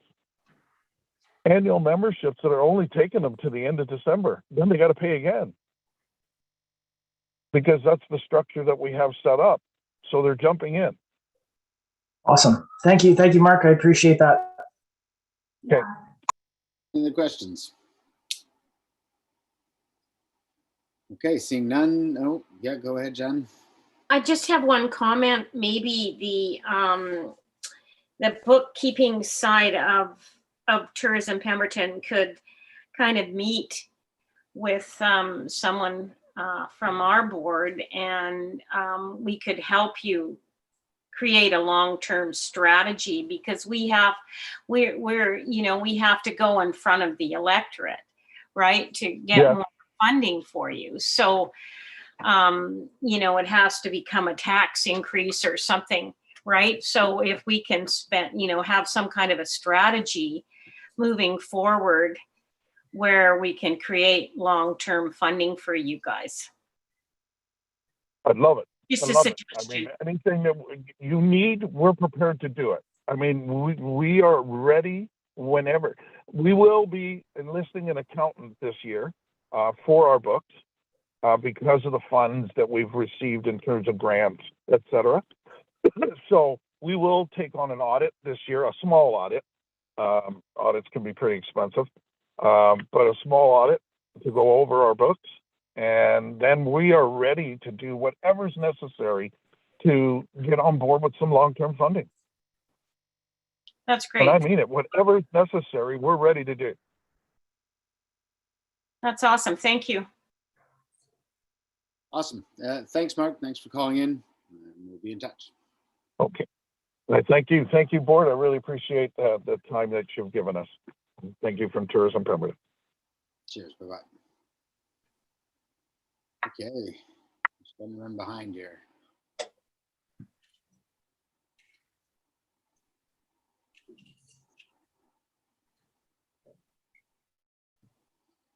Inviting our next guests in. Thank you, Chair. Yes, that we have Cedar Sky Community Services next. Thank you.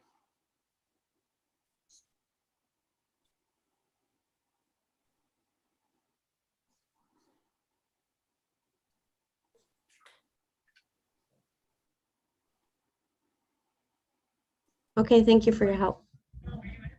I think so.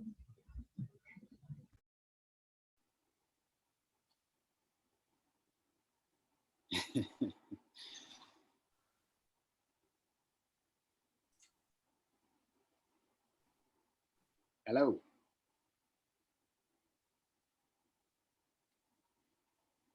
Hello, Julie. Can you hear us? I can hear you. Yeah, I just didn't know if you were all looking at me. I couldn't tell, it's Zoom. Welcome. Okay. Thank you for joining us. Thank you for allowing me to come sooner, because I have to drive back to Squamish. So and it's all yours. All right. So I'm here to speak to our grant application. First of all, I'll introduce myself. My name is Julie Van Easteren, and I am the manager of Children's Services for Cedar Sky Community Services. And we are asking for some money to provide a new program that will complement the current programs that we offer here in Pemberton. We are hoping to do a food skills for family program. And this program provides a healthy eating program to teach and encourage healthy cooking in a fun, relaxed atmosphere. And we're hoping to complement our healthy pregnancy outreach program. So it would be for perinatal moms. We're hoping to complement our Better at Home program. So this would be for seniors. And we're also hoping to complement our farmers market coupon program. The Farmers Market Coupon Program is a provincially led initiative, and part of that program is to offer food literacy programs in communities. So we are hoping to do that to complement that program. This program is in collaboration with the BC Centre for Disease Control. So they will pay for a large part of it. And so what we're asking for is we want to train facilitators. So they would go in February down to Vancouver and do a 3.5-day training program. And then we would offer 3 12-week programs that would complement each of those programs I just spoke to. And the Food Skills for Family program is a hands-on skill building developed by dietitians and educators, and participants will learn how to make healthy meals, how to make healthier snack and beverage choices while gaining confidence in the kitchen. And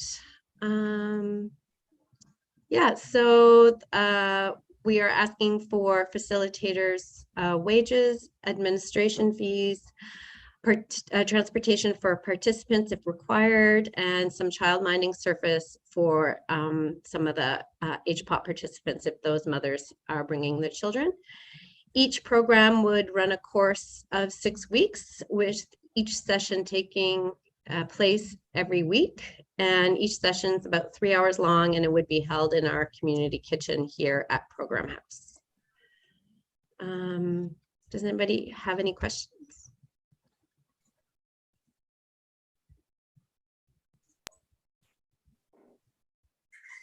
Yeah, no one in here. Sorry, I was on mute. Thank you for that presentation, and I think it's really important work in the community, so thank you for that. Questions from the committee? Comments? Go ahead, Director Kennett. Is this going to be run through the community center in the kitchen there, or? So we have our main office is across from the fire station, and we have Program House, which is at the end of the building, and it has a kitchen in there, so we can run it out of there. Oh, okay.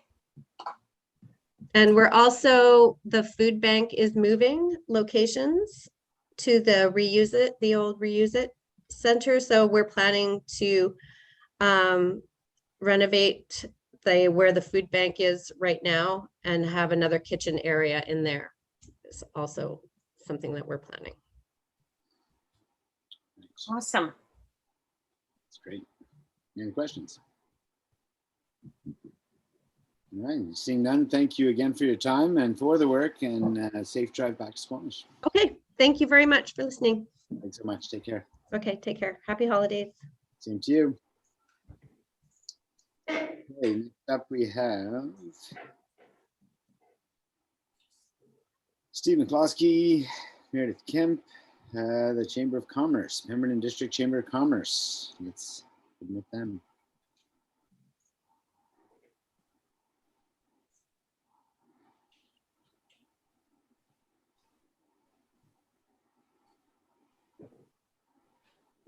Hi, Meredith. Hi. I'm just waiting for everybody to join here. I heard a few other dings. Are there? Oh, there we go. Oh, yeah. Afternoon. Yeah, we've got Steve and Danielle. Adams is supposed to attend, but he may be just in a meeting he can't get out of. He'll try to join as soon as he can. Perfect. And there's Danielle. Awesome. Well, thanks to all of you for joining us this afternoon. And the table is yours to talk about your activities. That's great. No, thanks for hosting. So yeah, just to give you an overall kind of update on what's been going on with the chamber. If we can move on to the next slide. The original funding ask was broken down into 4 main areas, with the executive director and the admin support, the visitor center, and then the economic development admin support. If we can go to the next slide. So yeah, with the executive director with that admin support, we feel like we've hit quite a few targets and kept to the commitment. Some of the big areas, the buy local campaign, which we're really pleased to announce we've got some additional funding for, which hasn't been, we just found out in the last couple of days. So that's going to be great to carry on that shop local campaign and really bring in some money into those local businesses and drive some traffic their way. We've managed to complete an operational and tactical plan, which was developed both by the board and by the staff, helping us guide us with hitting our targets and having a real sense of direction. Had a roundtable with Jordan Sturdy, set up some business training with UVic for the members. We were also very pleased to be able to put on a full golf tournament in September, which I think was a big success, anyone who attended, and we really weren't sure what that was going to look like. But fortunately it all came off, and it was nice to see people in person and get businesses out and people mixing again. Continued, with the COVID-19 continuing to affect everybody, there's been a lot of support for businesses, and we see that going through 2022. The Economic Regional Development Plan, that's been completed. And again, we're looking forward to some in-person meetings to keep driving that project. And a lot of participation with requests from local businesses. And it's been nice to see that businesses there's been, a lot of adversity, but businesses are still hanging in there and are very resilient. So yeah, if we can skip to the next slide. So the visitor center this year I would say it was back to full, more of a normal operation. Obviously the restrictions meant a lot less visitors.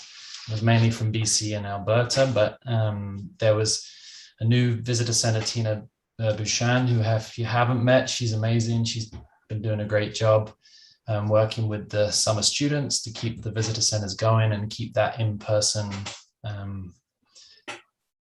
presence with the visitors that were in the region. There was 2 summer students from Lillooet Nation, and they did really well, and I think it was a great success. Continuing to operate the Sunny Dump, which I think this year more than ever it's an essential service, and lots of people using those facilities. So yeah, visitor center did well this year. So if we can move to the next slide. The Economic Development Collaborative, the admin support position, which Lisa Richardson is currently in that role, and she's been doing a great job to keep things moving. And I know she worked on some press releases. And although the project seems, we really want to drive it, there's not been too much activity lately, but we're excited for 2022 to bring that back around and really get people back in a room and having conversations. But it's been completed now, and we don't want it to fall by the wayside. I think there's a lot of value there, so we're going to keep driving that. So yeah, if we can go to the next one. So in terms of scope of impact, as I'm sure you're all aware, really the chamber serves Village of Pemberton, the Squamish-Lillooet Regional District, Area C, Lillooet and Statliam Nation territories. That's around 6,000 residents. And during 2019, we had 129 paid members. And we're really proud of the fact that we've managed to maintain that level during the pandemic. A lot of businesses, I think, are seeing the value that the chambers bring in. So if we can go on to the next slide. So, I mean, in terms of a work plan for what's going to happen moving forward, we're continuing, the ED has been such an essential part of the chamber over this past year, and having the admin support. So working on the strategic plan, we've got those in place, and it's making sure we're focusing on the key goals and objectives, and the COVID-19 communications recovery programs. It's still ongoing, as we know, and we're really excited to start to work on our business recognition event, and carry on with hopefully another golf tournament, lots of networking, bringing businesses back together. And of course, shop local, love Pemberton. Lots of things to come very soon. We've got that additional funding. Meredith, and we've got Natalie on board, and Tina, they're doing an amazing job. We're excited to see that. That will be lots of activity January, February period for that. Visitor center, we're conducting a review at the moment because just to understand what the requirement is and the future of the visitor center.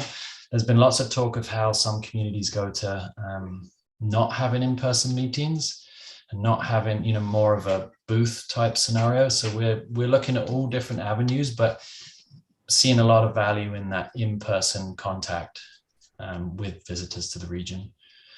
As I said, Economic Development Collaborative is ongoing, and I think getting people back in the room is going to make a huge difference to that, having those conversations.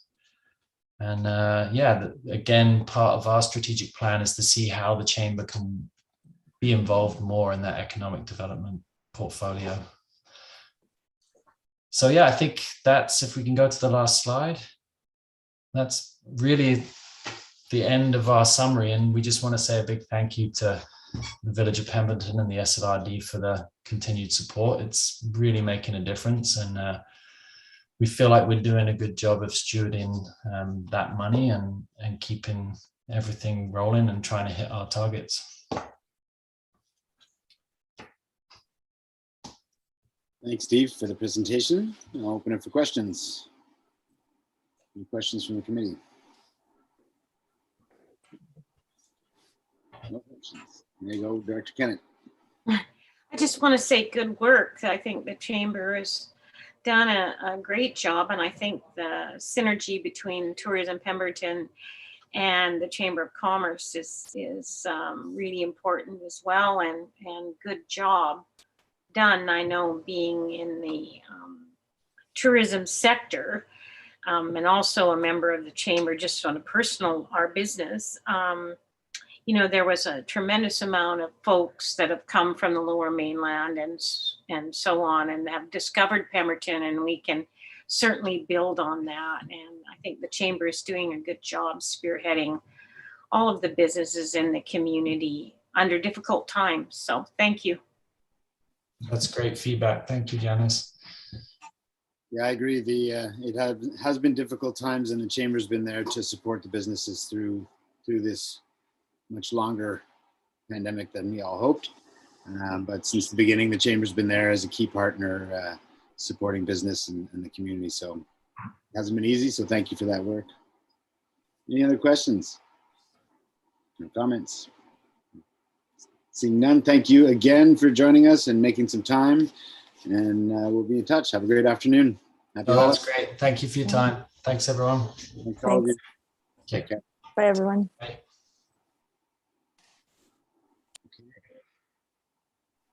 Next up, we have Spud Valley Nordics.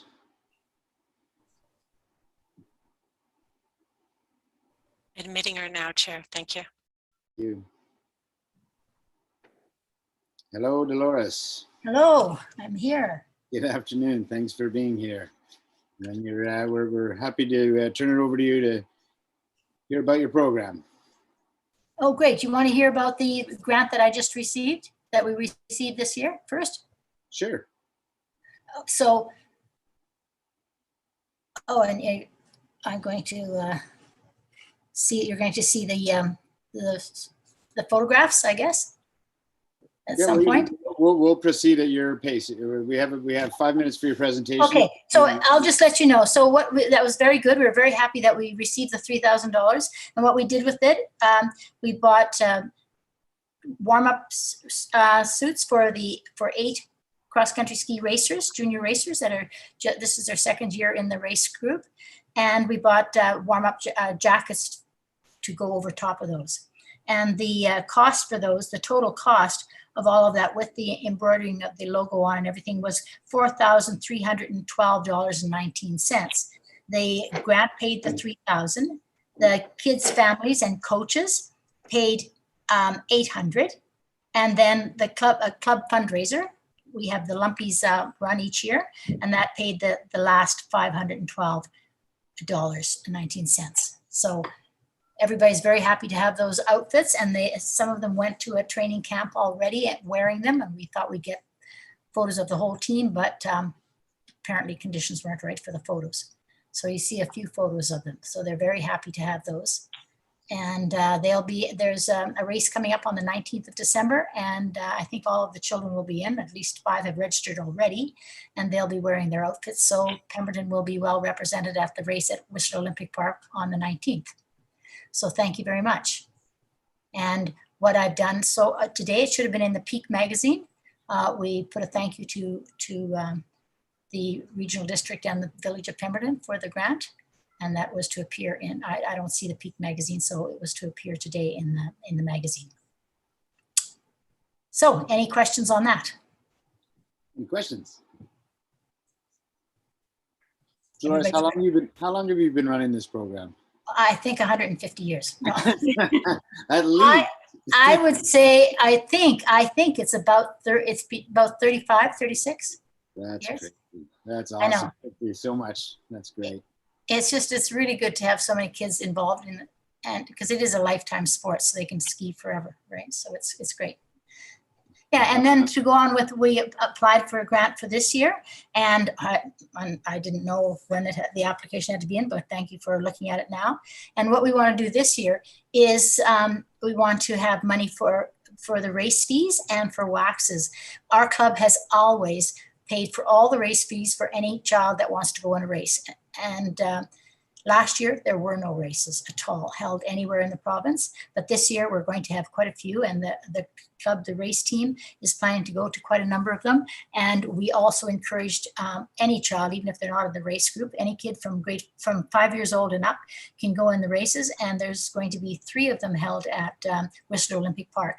And for those 3, we expect that there'll be many more children than the race team in those events. And for the club to pay for it, well, the only money we get from the club is from grants that we apply for, and for the fee that we pay, we ask for the children to pay for registration.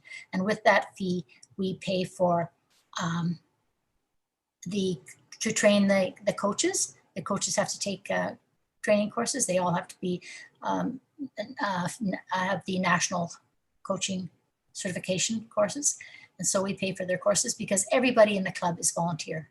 Whatever position they play in the club, they're volunteers. So our club tries to pay for any expenses that the people working might have. So we thought of having money for the race fees, and also for some of the distance events that they're going to. Some are going to go to Strathcona on Vancouver Island, so there'd be some travel costs and then accommodation just to subsidize that. The fees would be nice. And also we have a group that's going to go to it used to be called the Midget Championships. Now it's called the Track Attack Championships. And it's going to be held in Kelowna this year. And we did get a partial grant for that already from Cal Tire and Cross Country BC, and that they will pay for the race fees and for accommodation for some of the children, for a certain number of children. So we were just hoping that we could encourage more children of the right age to go to that. And so that's what we were applying for the grant for. Awesome. Any questions about that? Any questions? I think you were pretty clear. Okay. Good. Well, thank you for considering us, and everybody really appreciates the grant last year. I mean, when you walk around, you'll see in the village, you'll see kids walking around wearing those outfits. That's awesome. Director Mack, go ahead. No, I just want to, excuse me, just want to say well done. It's so good to see all these kids involved. So well done. Thank you very much. Thanks on behalf of all of us, Dolores. Again, great program. You're the heart and soul, and keep up the good work. We love it. Thank you. Thank you. Okay, we have one more delegation. Pemberton Cemetery. Yeah, admitting her now. Thank you, Chair.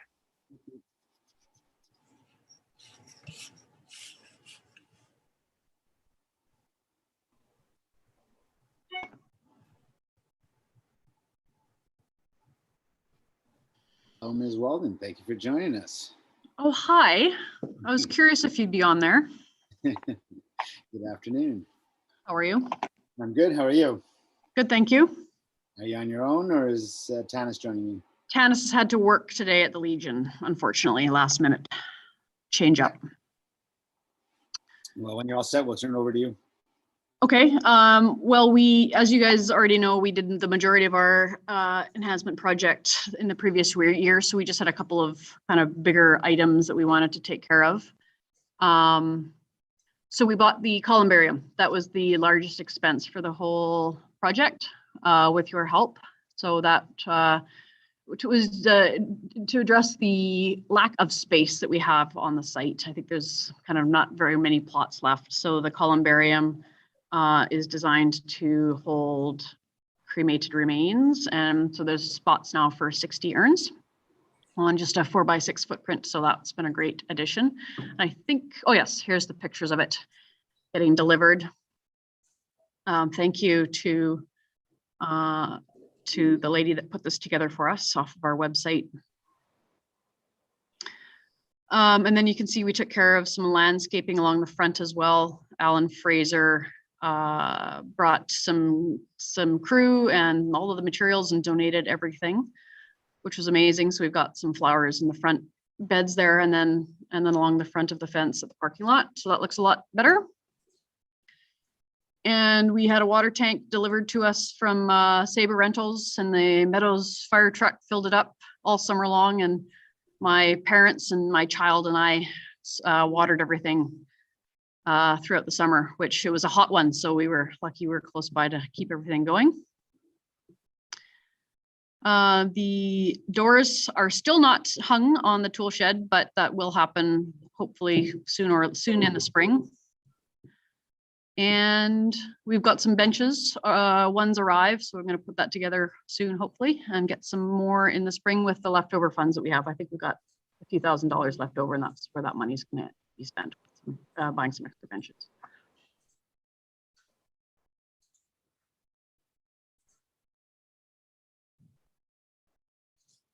Thank you. It's awesome. It looks great out there. It's amazing. Yeah, we're pretty happy with how it's turned out. I bet you should be. Any questions, comments? No. Oh, sorry. You already made your comment. Not me. Sorry. Go ahead, Director Mack. Chair? Go ahead. Yeah, I'd just like to say, Krista, you and your group of folks did an amazing job out there. I mean, it's very, very nice. Very nice. So well done. Good for Thank you. you. Thanks very much.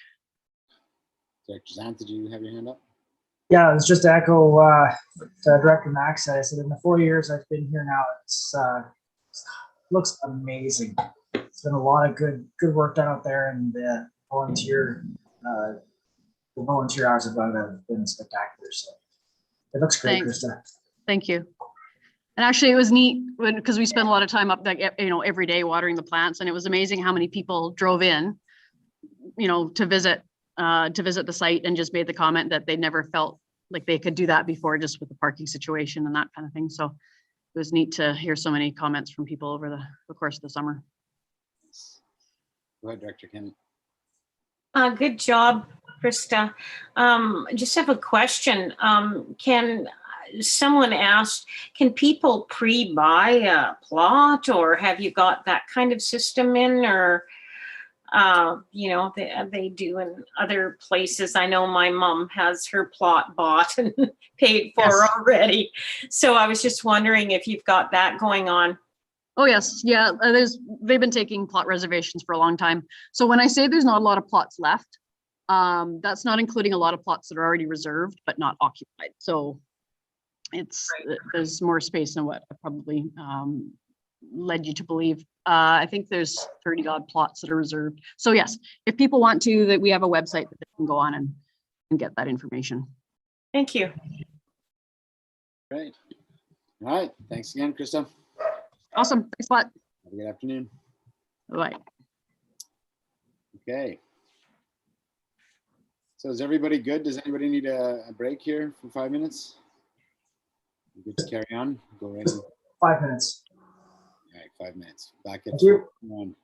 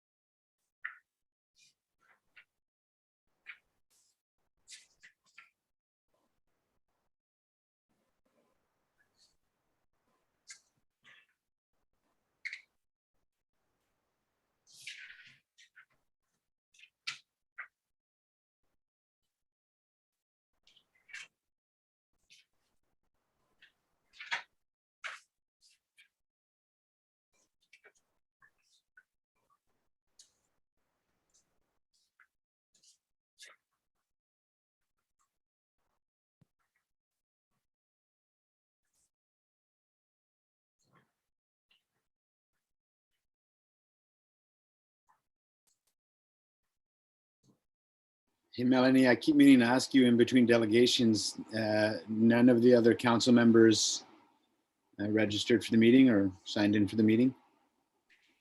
None of them have showed up in the waiting room. The registrations would have gone to staff rather than myself.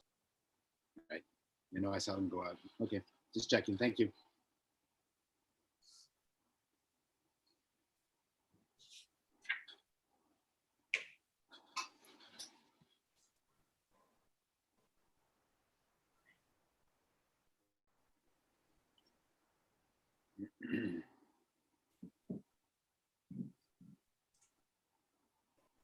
Russell, are you there?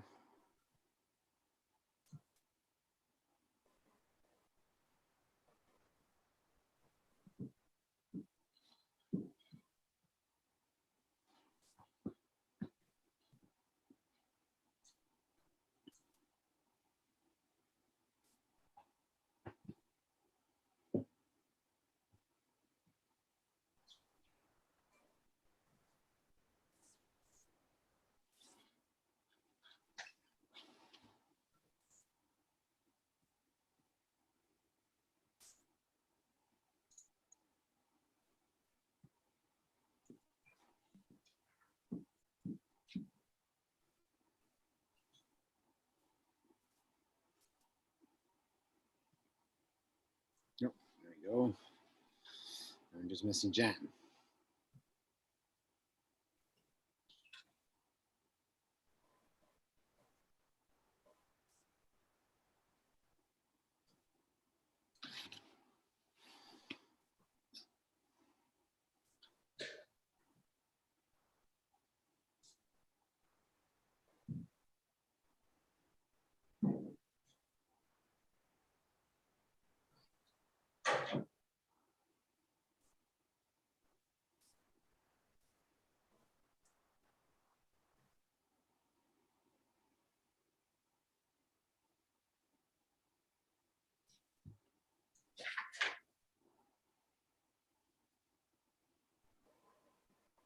Jan, are you nearby?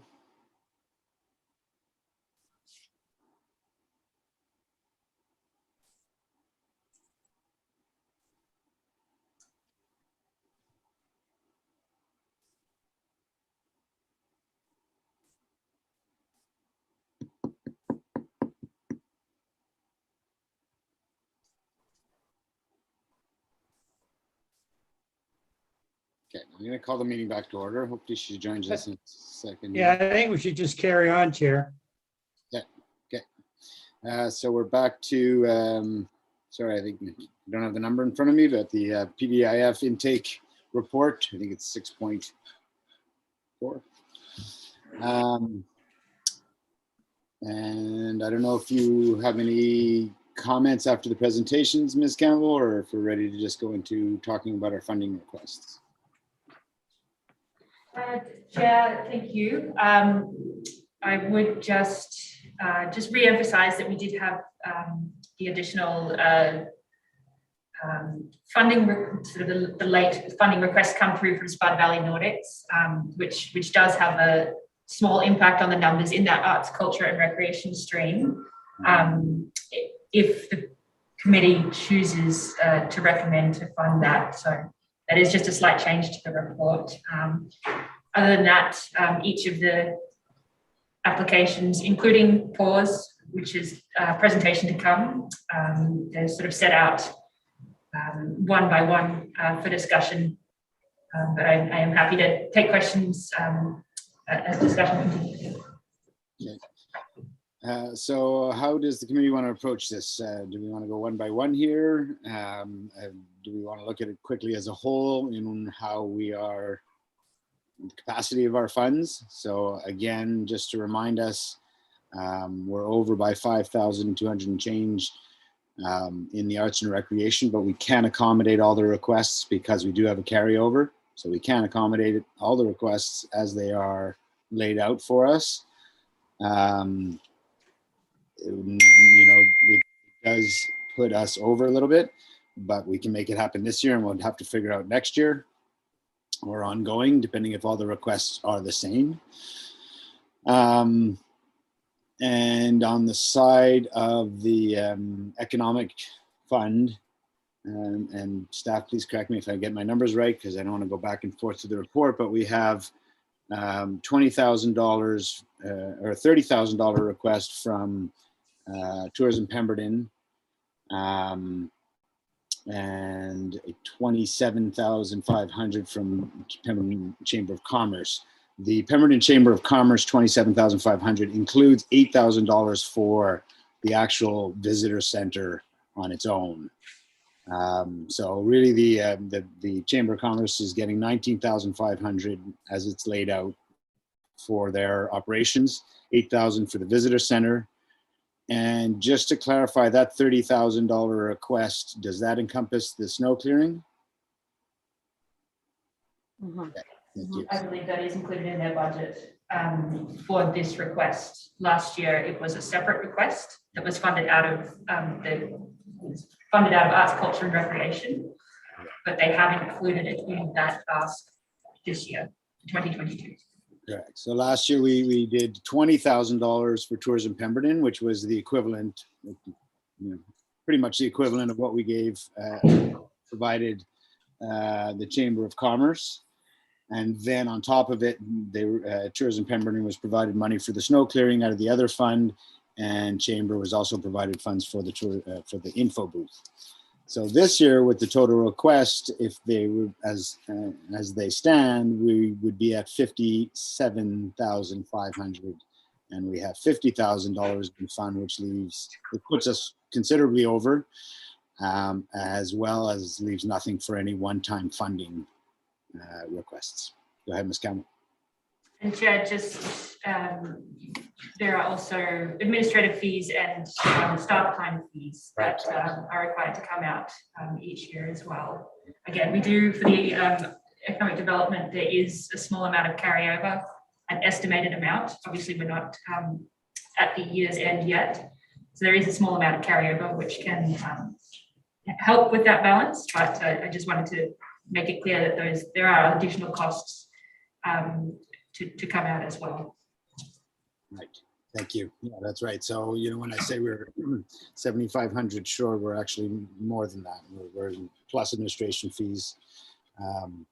So maybe let's look at one fund at a time if you want as a whole, or we could look at them as individual requests, or get back to the requests as we look at it as a whole. But maybe, I don't know, let's start with the arts and culture. Again, arts and culture, we can accommodate everything this year with the carryover. Thoughts and comments on that? Go ahead, Director Zach. Yeah, my only comment is, all these funds are well worth using the monies on. But I'm looking at a lot of them are long-term agreements. So my curiosity will come back to where next year, if we're overprescribed and we've used all the carryover, what would be the next steps for next year? Or can we switch some of these to, sorry about the extra noise, the 1 to 1 year funds, and then come back next year and see where we stand? Because like I said, they're all important funds, and I agree and support them all. I'm just curious what next year will bring us, because there will be no surplus the way I understand it. Ms. Campbell, did you want to take that?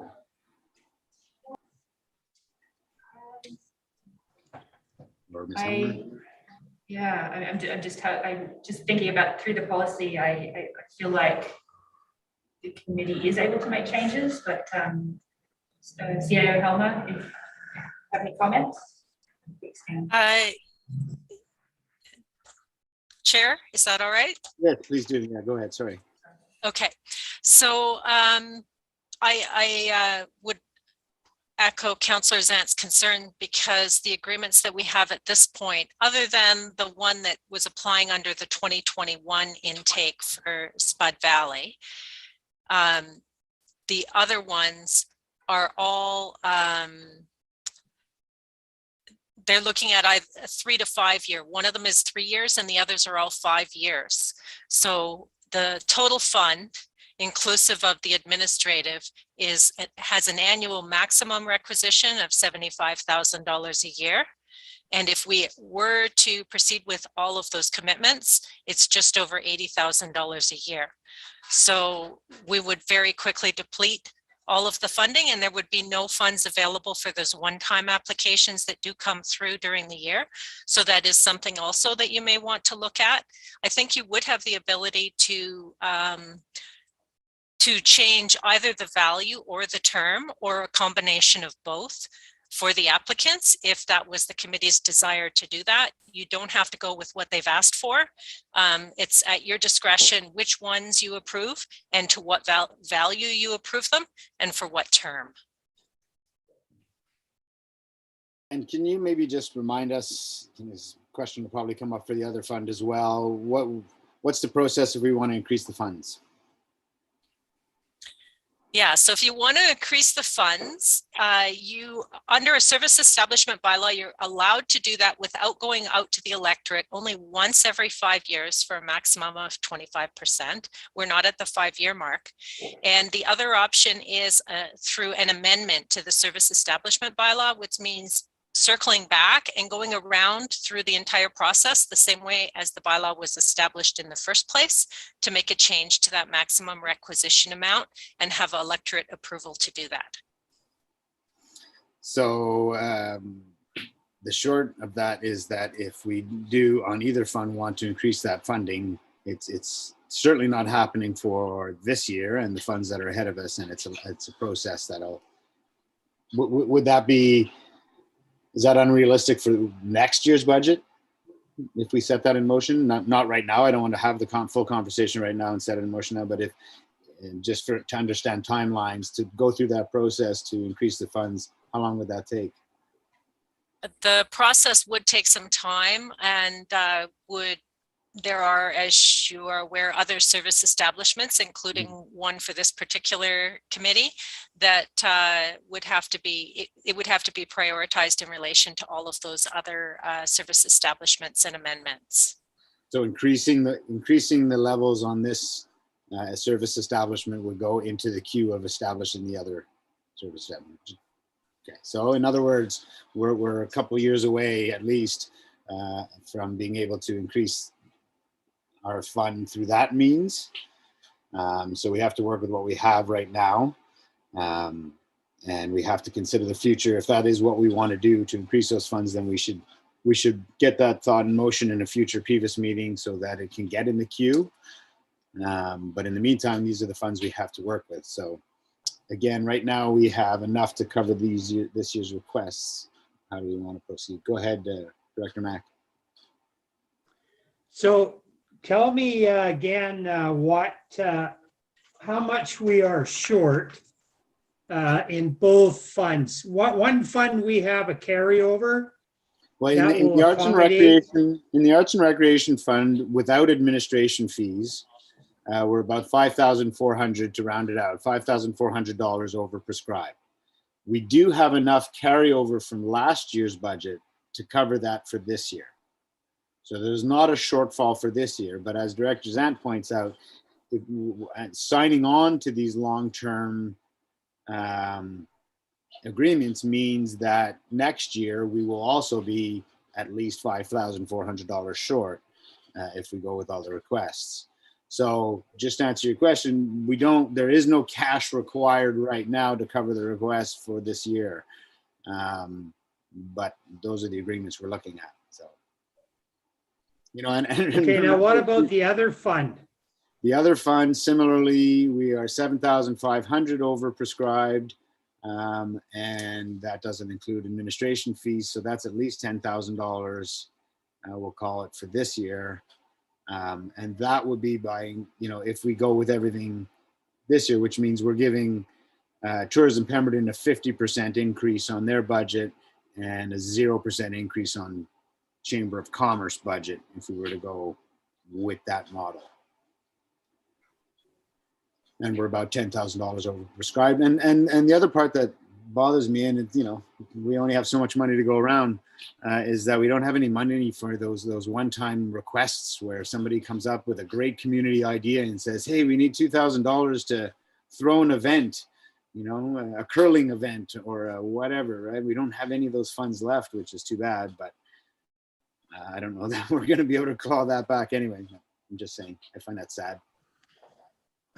Yeah, I think that we should start the process of increasing the total funding that we have available. And I would say in the meantime, I mean, we can figure out how much we want to give to Tourism Pemberton. They're doing a really good job with all their washroom installations, all that, and I know they're getting grants to do that and everything. But they're a very active group of people, and they're doing a good job for our area. So I don't want to, kind of discourage them. But I think what we need to do is just come up with a larger funding pot. But in the meantime, if I can be given a number, I would be willing to use some of my Area C Select funds to cover that overage for this year. So if staff could figure that out, what that number is, then I can make sure that I get that on the agenda for the January EAD meeting. I think it's January the 12th.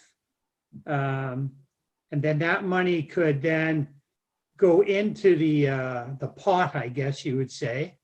And there would be enough money then to cover the requests this year. And like I say, we can determine how much we want Tourism Pemberton. Maybe we don't give them the full 30,000, but we give them 27.5, I believe, is what the total that the chamber gets. Now, so I know some of that's for their information center, and I presume the snow removal is still $3,500. Is that correct for this year? Again, last year we split out the snow clearing because we didn't have enough room in the economic fund. We split out the cost of the snow clearing. We put, I think it was 35 towards it. It ended up being about 4,500, I believe, was around what it came in at. This year it hasn't been split out, so it's being included in their $30,000 ask. So if you took it out, round it up to a $4,000 cost to keep it clear, that would be, they received $24,000 last year, if you include the $4,000 for snow clearing. The Chamber of Commerce received $27,500, which includes $8,000 for the visitor center. Again, we moved it out of that fund because there was more room in the other. Now there's no room in the other one as well, unfortunately. So in terms of the overages, I think maybe a better way to go, Director Mack, would be, if you want to use amenity funds for stuff, let's come to the economic fund. Let's stick with the arts and recreation fund to start, and then we can work through all this. With regards to the arts and recreation fund, again, there's enough to cover with the overages this year. Are we happy to use the carryover for this year and fund 2022, the requests, I guess 2021 requests? And again, I don't know how we therefore sign on for the following years. We would have to pull back some of these agreements and turn them into one-year agreements. Otherwise, our long-term agreements don't add up. Even if you were to add your funds to it right now, Director Mack, we still can't sign agreements for more than we have. So I think what we need to do is, I get the sense that we're all happy to support all the arts and recreation funding requests with the slight overage, using the carryover, and we can make that as part of a resolution. But that we would have to send staff back in the short term to amend some of these agreements so that they're not all long-term, so that our funding isn't set up off balance. Does that make sense? Yeah, I agree with that. Because that just gives us some time then to sort this all out. Philippa, does that make sense? And also, Or just Melanie? to say, it's not amenity funds, it's select funds. Sure. Melanie, or Ms. Helmer, Ms. Campbell, did that make sense the way I laid that out in terms of our options? Yes, thank you, Chair. I understand where you're headed with this, and certainly we can enter into one-year agreements instead.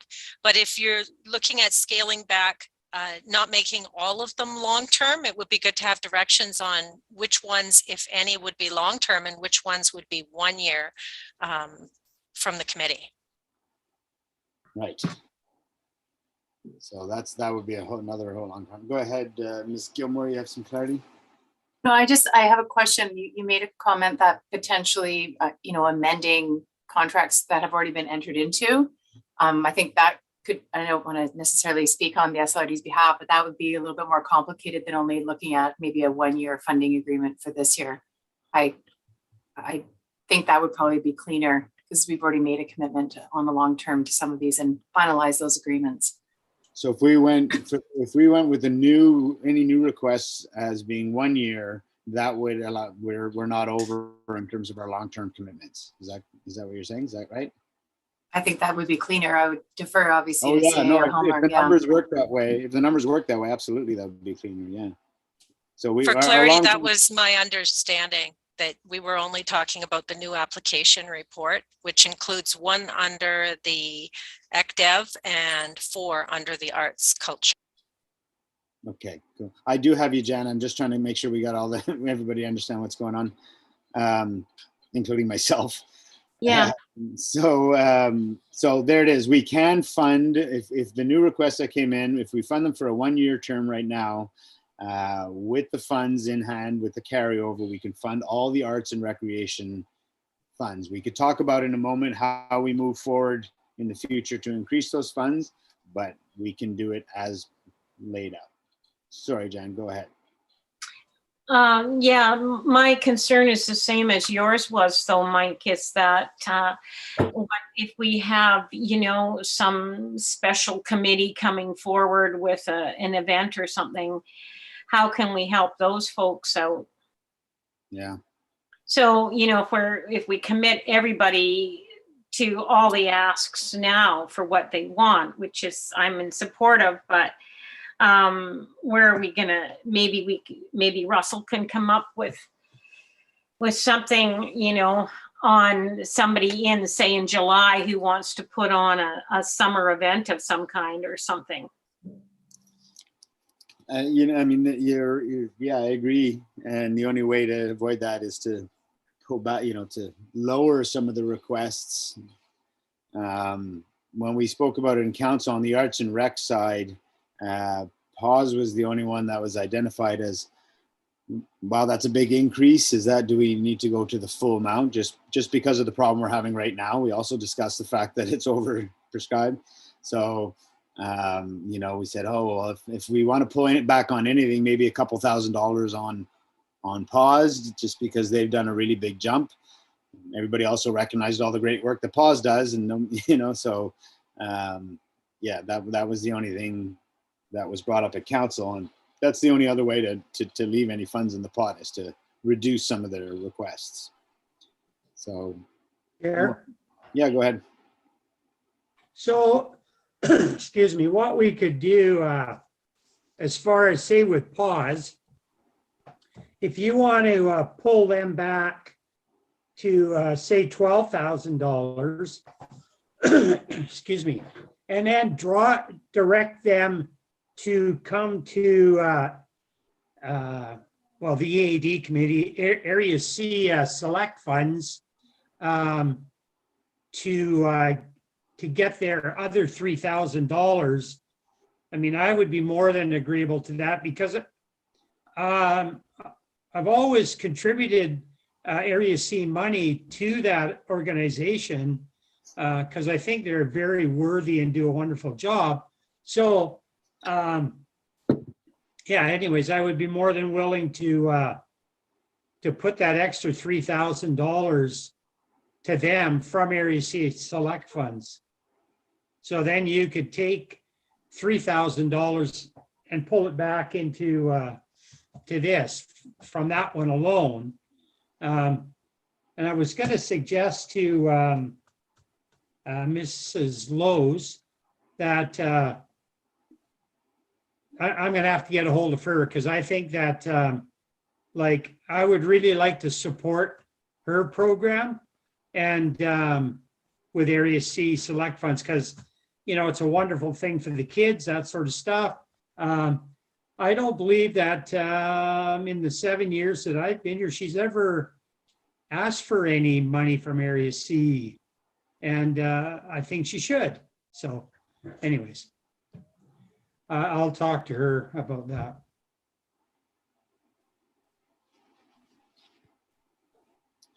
Okay, thank you.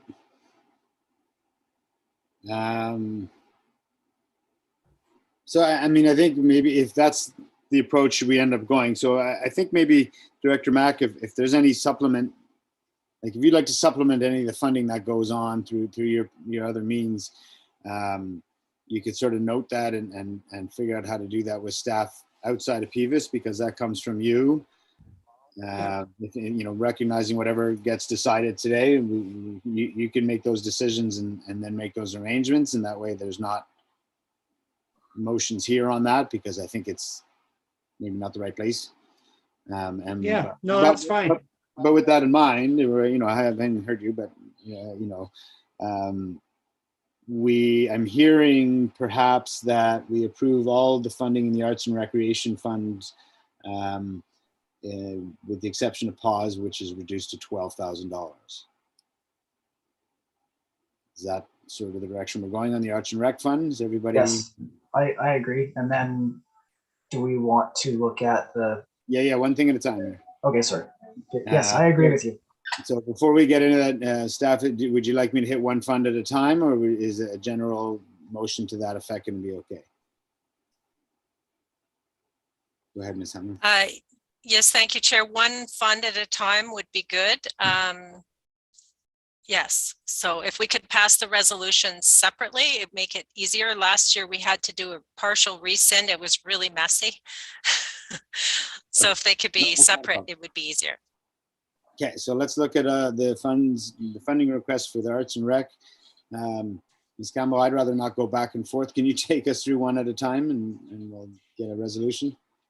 Chair, can I ask a quick question? Yeah, go for it. Are you going to look at it one term? You guys you talked about the funding, but you didn't necessarily talk about the terms for We each. said the new request would be all 1 year until we figure out. Okay, my apologies. I think that's where we were going. Yeah, I believe that was the request, is all the new ones in 1 year terms, then we go back to the bylaw and figure out. Yeah. Go ahead. And so, Chair, I just want to clarify one point on that forecast for 2022 that's included. We did look at all of the funds together and included a staff time estimate and included administration fees. And if you do go ahead and fund at the level requested for all of them, there is some remaining in the fund based on using the carryover from last year. So I just wanted to make sure, noting that the concern was there for one-time requests, is that knowing that the end of year has to come up and we have to see what the carryover is, there could still be some remaining funding for one-time requests, and I just wanted to make sure that so we're not completely depleting the fund in that first year as well. But I am happy to take you through resolution by resolution. That'd be great. So the first one from Arts, Culture and Recreation was the Pemdan BMX Society. So they've asked for $5,500 per year for 5 years, and we are looking at a 1 year term as per the committee's recommendation. So the resolution would then be that it be recommended to the, that it be recommended to the Squamish-Lillooet Regional District Board that the following resolution be passed. That subject to entering into a Kristen, would you like a one-year term agreement. A one-year term funding agreement required by SLRD Board Policy number 16/2020, funding of $5,500 per year for a one-year term, i.e. 2022 only, be granted to the Pemdan BMX Society from the Pemdan and District Initiative Fund, cost center 2108 to 109, and specifically from the Arts, Culture and Recreation stream, cost center 2109, towards supporting an administrative position. Thank you. Mover. Director Zant, seconded by Director Kennett. Any discussion? Any opposed? Motion carries. Next up. Thank you. The second application is for the Pemberton Off-Road Cycling Association. And your option is that it be recommended to the Squamish-Lillooet Regional District Board that the following resolution be passed.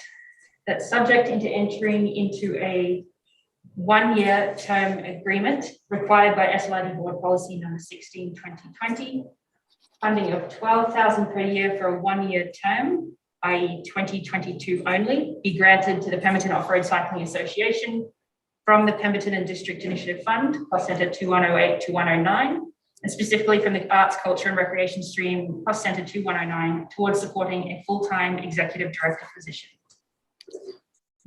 Thank you. Mover. Director Zant, seconded by Director Kennedy. Any discussion? Any opposed? Motion carries. Next up.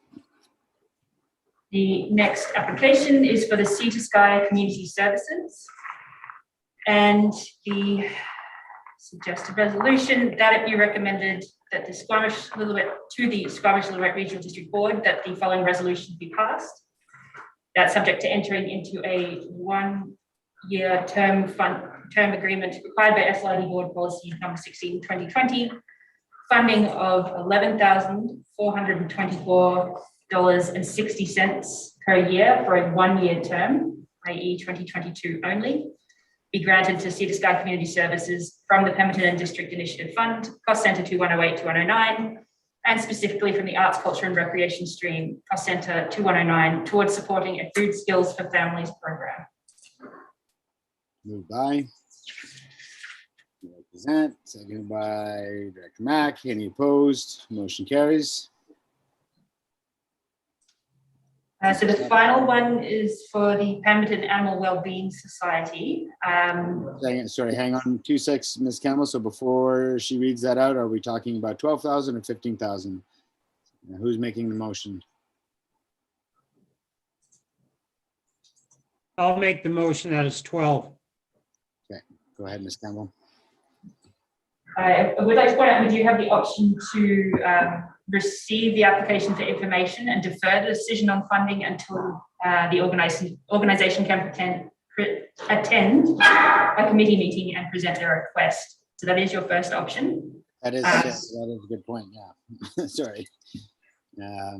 Yeah, I think that would be appropriate. We've heard from everybody else before making decisions. I think that would be appropriate that we wait on that. Good thing you didn't make a motion on that, Director Mack. Okay, and that's it for the Arts and Rec, I believe, right? Thank you. Okay, so over on to the Economic Fund. Again, on this one, we're about $10,000 over prescribed. If we went with 20,000 plus snow clearing, 20 or 19, call it 20,000 plus the visitor center, we're still over by, I think, 1150, and that doesn't cover administration costs. Did I do that right? Pretty sure I did.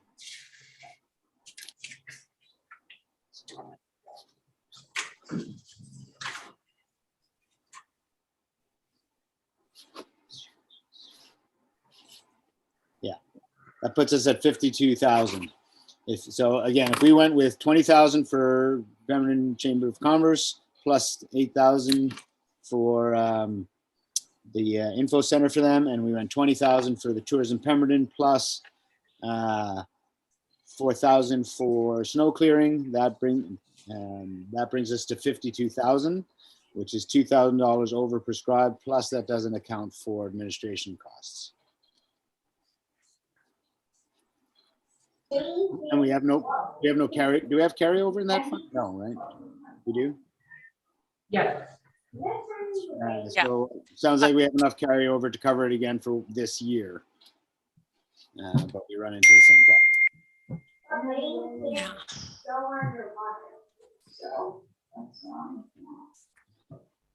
So how do we like to handle that?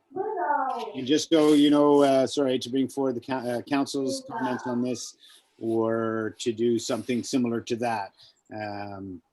Tourism Pemberton was asking for 30,000, including snow clearing. Council was leaning more towards an equal amount for both groups, plus their info booth activities and the snow clearing activities. So that was supported by council. The Tourism Pemberton request was for more than that. It was for another 6,000, I guess. Go ahead, Director Zant. Well, I was just wondering, I mean, when we heard from Mr. Mendonça, they were talking about wanting long-term funding. Could we have the option of going with 20,000 and then offer them long-term funding? I can't remember what council would talk about long-term or one-time funding, but if they're looking for long-term funding, then they wouldn't, they just have to present, they don't have to keep coming back, and then they would have a set budget for the next 5 years, as opposed to one time again. What we could do along those lines, to your point, is pull out the snow clearing on that if you wanted to. I don't know how it gets paid for, but in terms of long-term commitment, it could be the 20,000. And then again, Chamber's commitment, whatever is decided there. And then snow clearing is either accommodated through a one-time funding with using our carryover or any other funds that we want to suggest. I think I suggested something wrong. Go ahead, CAO Helmer. Thank you, Chair. I just wanted to remind the committee that last year you entered into a 5-year agreement with the Chamber. So the Chamber is already committed for a 5-year term of $27,500. Right, thank you for that. That's right. So again, if we were to do 20,000 for Tourism Pemberton, that's 47,500, leaves a little bit of room for administration costs. We do have some carryover that we can also put towards Tourism Pemberton for snow clearing this year. But the snow clearing portion can't be put into the long-term agreement because there's not enough room. But it can be accommodated, sort of like the other fund. Does that make sense to everybody? Go ahead, Director Kennett. Just one comment, as because of the inflation and so on, and the cost of hiring an assistant and so on for the Tourism Pemberton, I just have some concerns that 20,000 is fairly light going into this new year, and the way inflation is working and wages are going up and so on. I'd like to see them, get a little bit more than the 20,000. Plus, you're talking about the snow removal and so on. Maybe the village, or maybe the combination of snow plowing could be a shared cost or something. That's kind of what this is. Yeah. Is a shared Okay. on that. But and I mean, I agree with you. All their costs and all these groups are going up, and it must be hard to maintain the same budgets. And if that was the desire to go up on whether it's Tourism Pemberton, the same applies to Chamber in terms of increasing costs. Where do those funds come from? This is back to the question, right? So what we're trying to look at was, okay, if we pull the snow clearing out, so it's still provided. Again, Tourism Pemberton asked for 30, including snow clearing. If we could just take snow clearing out and fund it as a one-time for $4,000, and then 20,000 within the fund as a long-term, so at least they know they've got $20,000 a year moving forward for the duration of the agreement, and then snow clearing and those sorts of activities could be looked at as one-offs. Go ahead, Ms. Gilmore. I just wanted to draw the committee's attention to their financial report as of September 30th. And again, it's not at the end of the year and it's not audited. and that's on page 143 and 144. They're actually showing a balance of almost $40,000 that they have unexpended in their, that they would have at their bank at the end of the year, which I was going to ask the question, and I should have asked that of Mr. Mendonça, but it does look like they have some buffer. They had that last year as well. They had a surplus carry forward of $19,000 at the beginning of the year. So it does show that they do have some funding that they can contribute to it. However, they've shown the request as a completely separate budget and not actually worked into a budget similar that they had for their financial report. So just a little bit of information that their bank account doesn't show to be depleted at this point and is quite healthy. Thank you, Nikki. So where would you guys like to go with this? Go ahead, Director Zant. Well, I had mentioned previously, I'd like to see Tourism Pemberton go for long-term funding at 20,000 for 5 years. And if we go 20 and then 27.5 for the chamber, and then I would assume that there's room in there for the administration fees that we're speaking about. And then if we have a one-time request from another group, that carryover can be used for those groups. That's we also could accommodate the snow clearing request for 4,000 in the carryover as well. Yeah. That's what the funds to carry on. That's my thoughts. So I'm hearing a motion with regards to the Tourism Pemberton request that they enter into a long-term agreement for $20,000 a year for operations. In a sentence, I guess. Go ahead, Ms. Campbell. So just to clarify, that would be 27,500 for the chamber, 20,000, so it would be 47,500 in total commitment, just to make sure that we are under that funding amount. Correct. Correct. Okay, thank you. Go ahead, Director Kennett. I just have a comment. I feel the optics, because I feel that both organizations are as important as each other. And I think that we have to be careful of the optics here. And I think the funding should be even, actually, like whatever you're going to do, because I think it's very important, Tourism Pemberton and their contribution to the economic viability of our community, and the work that they have done and the hard work of getting the grants and so on it's amazing. So I just feel like we have to have more of an even balance on the funding.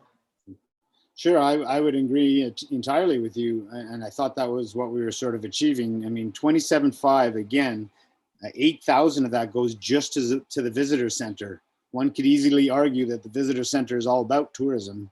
8,000 of Chamber of Commerce's budget goes right to staffing and making the info booth, operate. So they're left with 19,500 for their own regular operations and their own staff and executive director.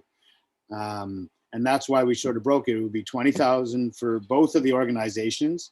Chamber gets an additional 7,500 within that budget to operate the info booth. And once we got through this resolution, I was going to look for one to give an additional, I think it's 4,500 for the snow clearing from one-time funding to Tourism Pemberton to do those operations. So I think that's something that's been a bit of a misconception. I've tried to say to Tourism Pemberton too. We agree. We all support the importance, I believe, of what the work they do, and we are, I think, trying to provide an equal playing field with the funds that we have.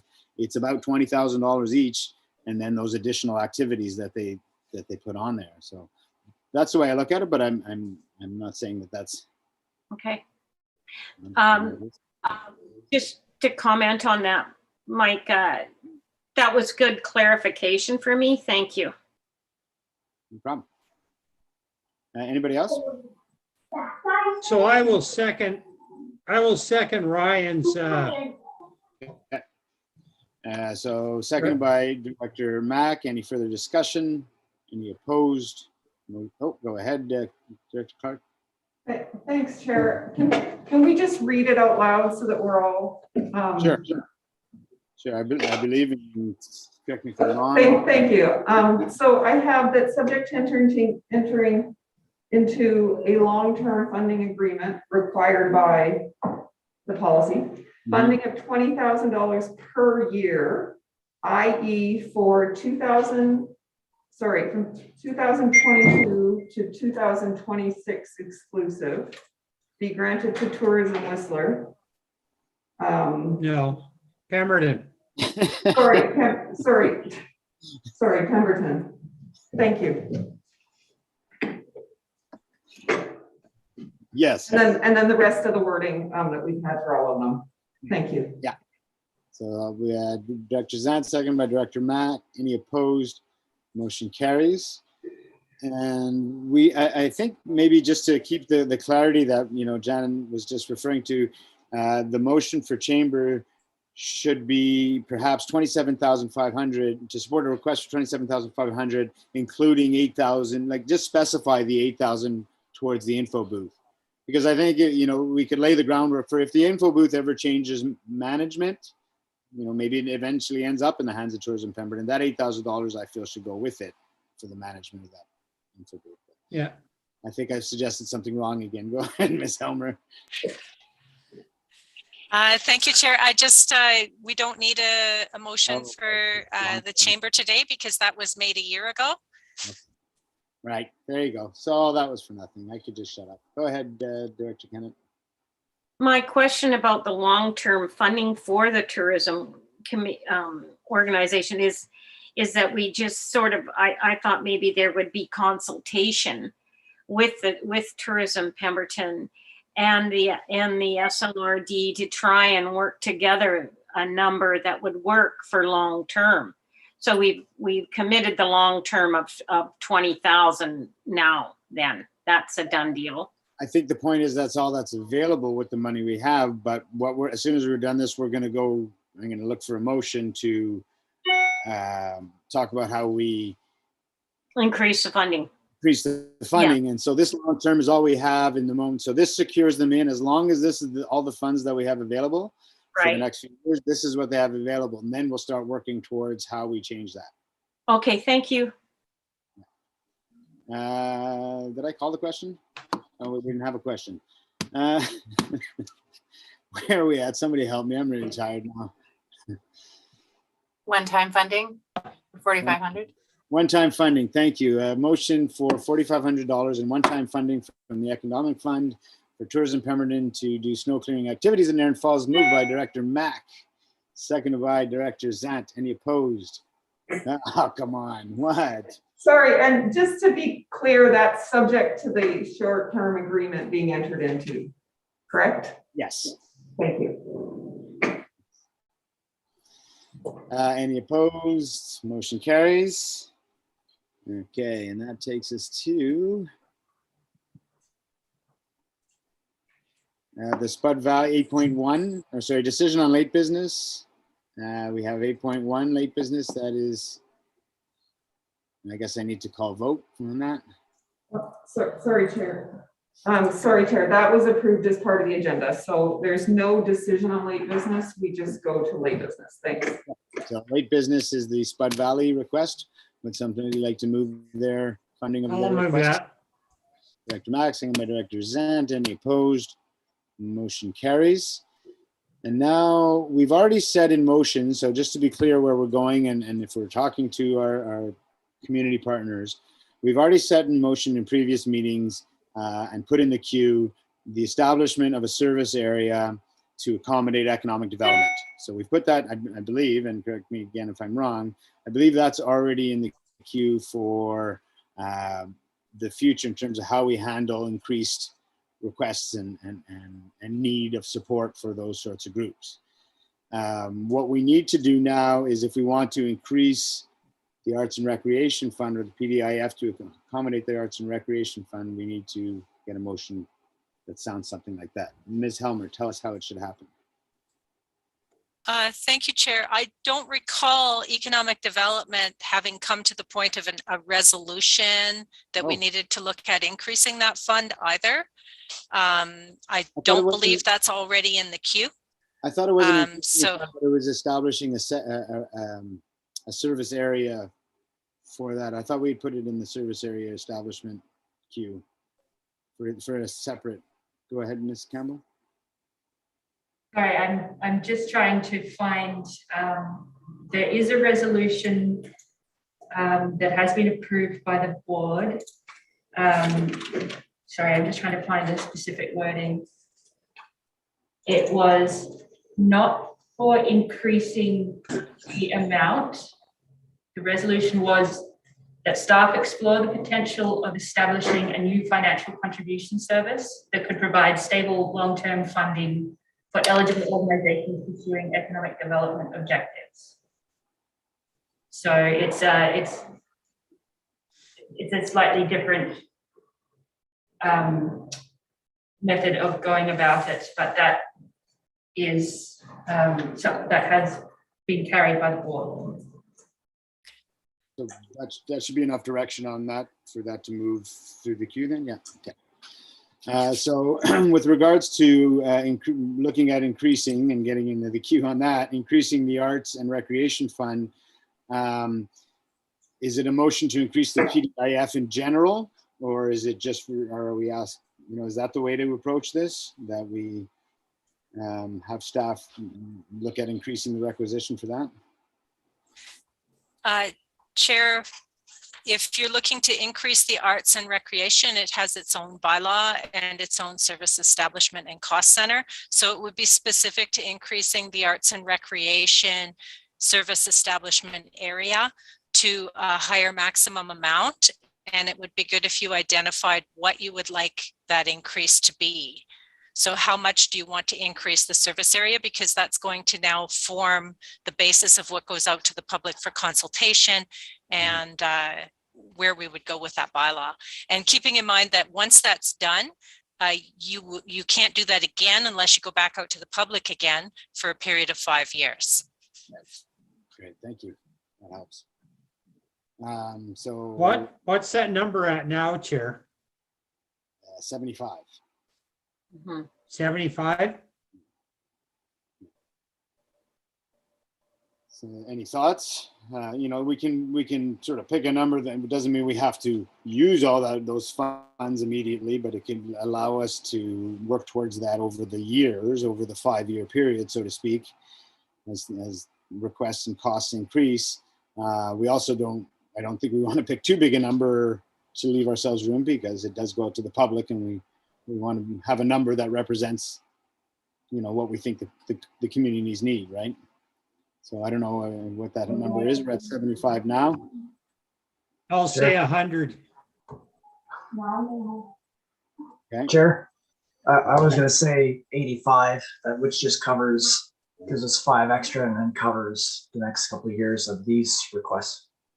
Again, remember, as Ms. Helmer said, that's it for 5 years, though. We can't increase it. Nobody's having this conversation for another 5 years. Yeah, I So think you need to go to 100,000. I apologize. I kind of agree with Director Mack. Go ahead, Director Kennett. Just a question for Ms. Helmer. Is there a percentage that is sort of like a template? And I do agree with Russ that 100,000 is a nice round number, but I'm just wondering if there is a template for this that has been used in other organizations, in other communities. Sorry, Director Kennett. Through the chair, to answer that question, where that percentage comes in is if we come to the end of the 5 years, then without having to go to the electorate, we can do a 25% increase, which on a $75,000 bylaw would be $18,750. The bylaw was adopted in 2019, which means that it would come up in 2024 if we don't do anything. So, But if you're looking to run ahead and say, let's make an amendment, let's go out to the public, it can be whatever number you would like it to be. and so, you know, I think 100 might be a little low with that in mind. If it's a 5-year thing that we don't want to look at again, I would suggest 125. I know we're kind of throwing darts at it, but to leave a little room for one time. And again, it doesn't mean, and I want to pass that word on as other boards, committees take over, it doesn't mean that next year all of it has to get used up and let's dish it out no matter what people request. I just think if we're going to give ourselves 5 years of flexibility, maybe, I don't know. Hang on, somebody make a motion. Yeah. I will agree with you. The 125, because like you say, we're in this now for another 5 years. So we don't want to be in this same position a year or 2 years down the road by going with a smaller number. I'll second that motion. Okay. So the motion is that staff put in the queue the process of going to the electric to increase the requisition to $125,000 in the Arts and Recreation Fund. I've got a mover and a seconder. Any further discussion? Any opposed? Motion carries. Back. Oh, good. Notice of motion. Motion to adjourn. Director Zant, second by Director Kennett. Any opposed? We're adjourned. Thanks, everyone. We'll see you all in January. So I'm sure we'll see most of you, but have a great holiday season, everybody. Happy holidays, everyone. Happy holidays. Thank you. Yeah. Merry Christmas, everybody. Bye. Thank you.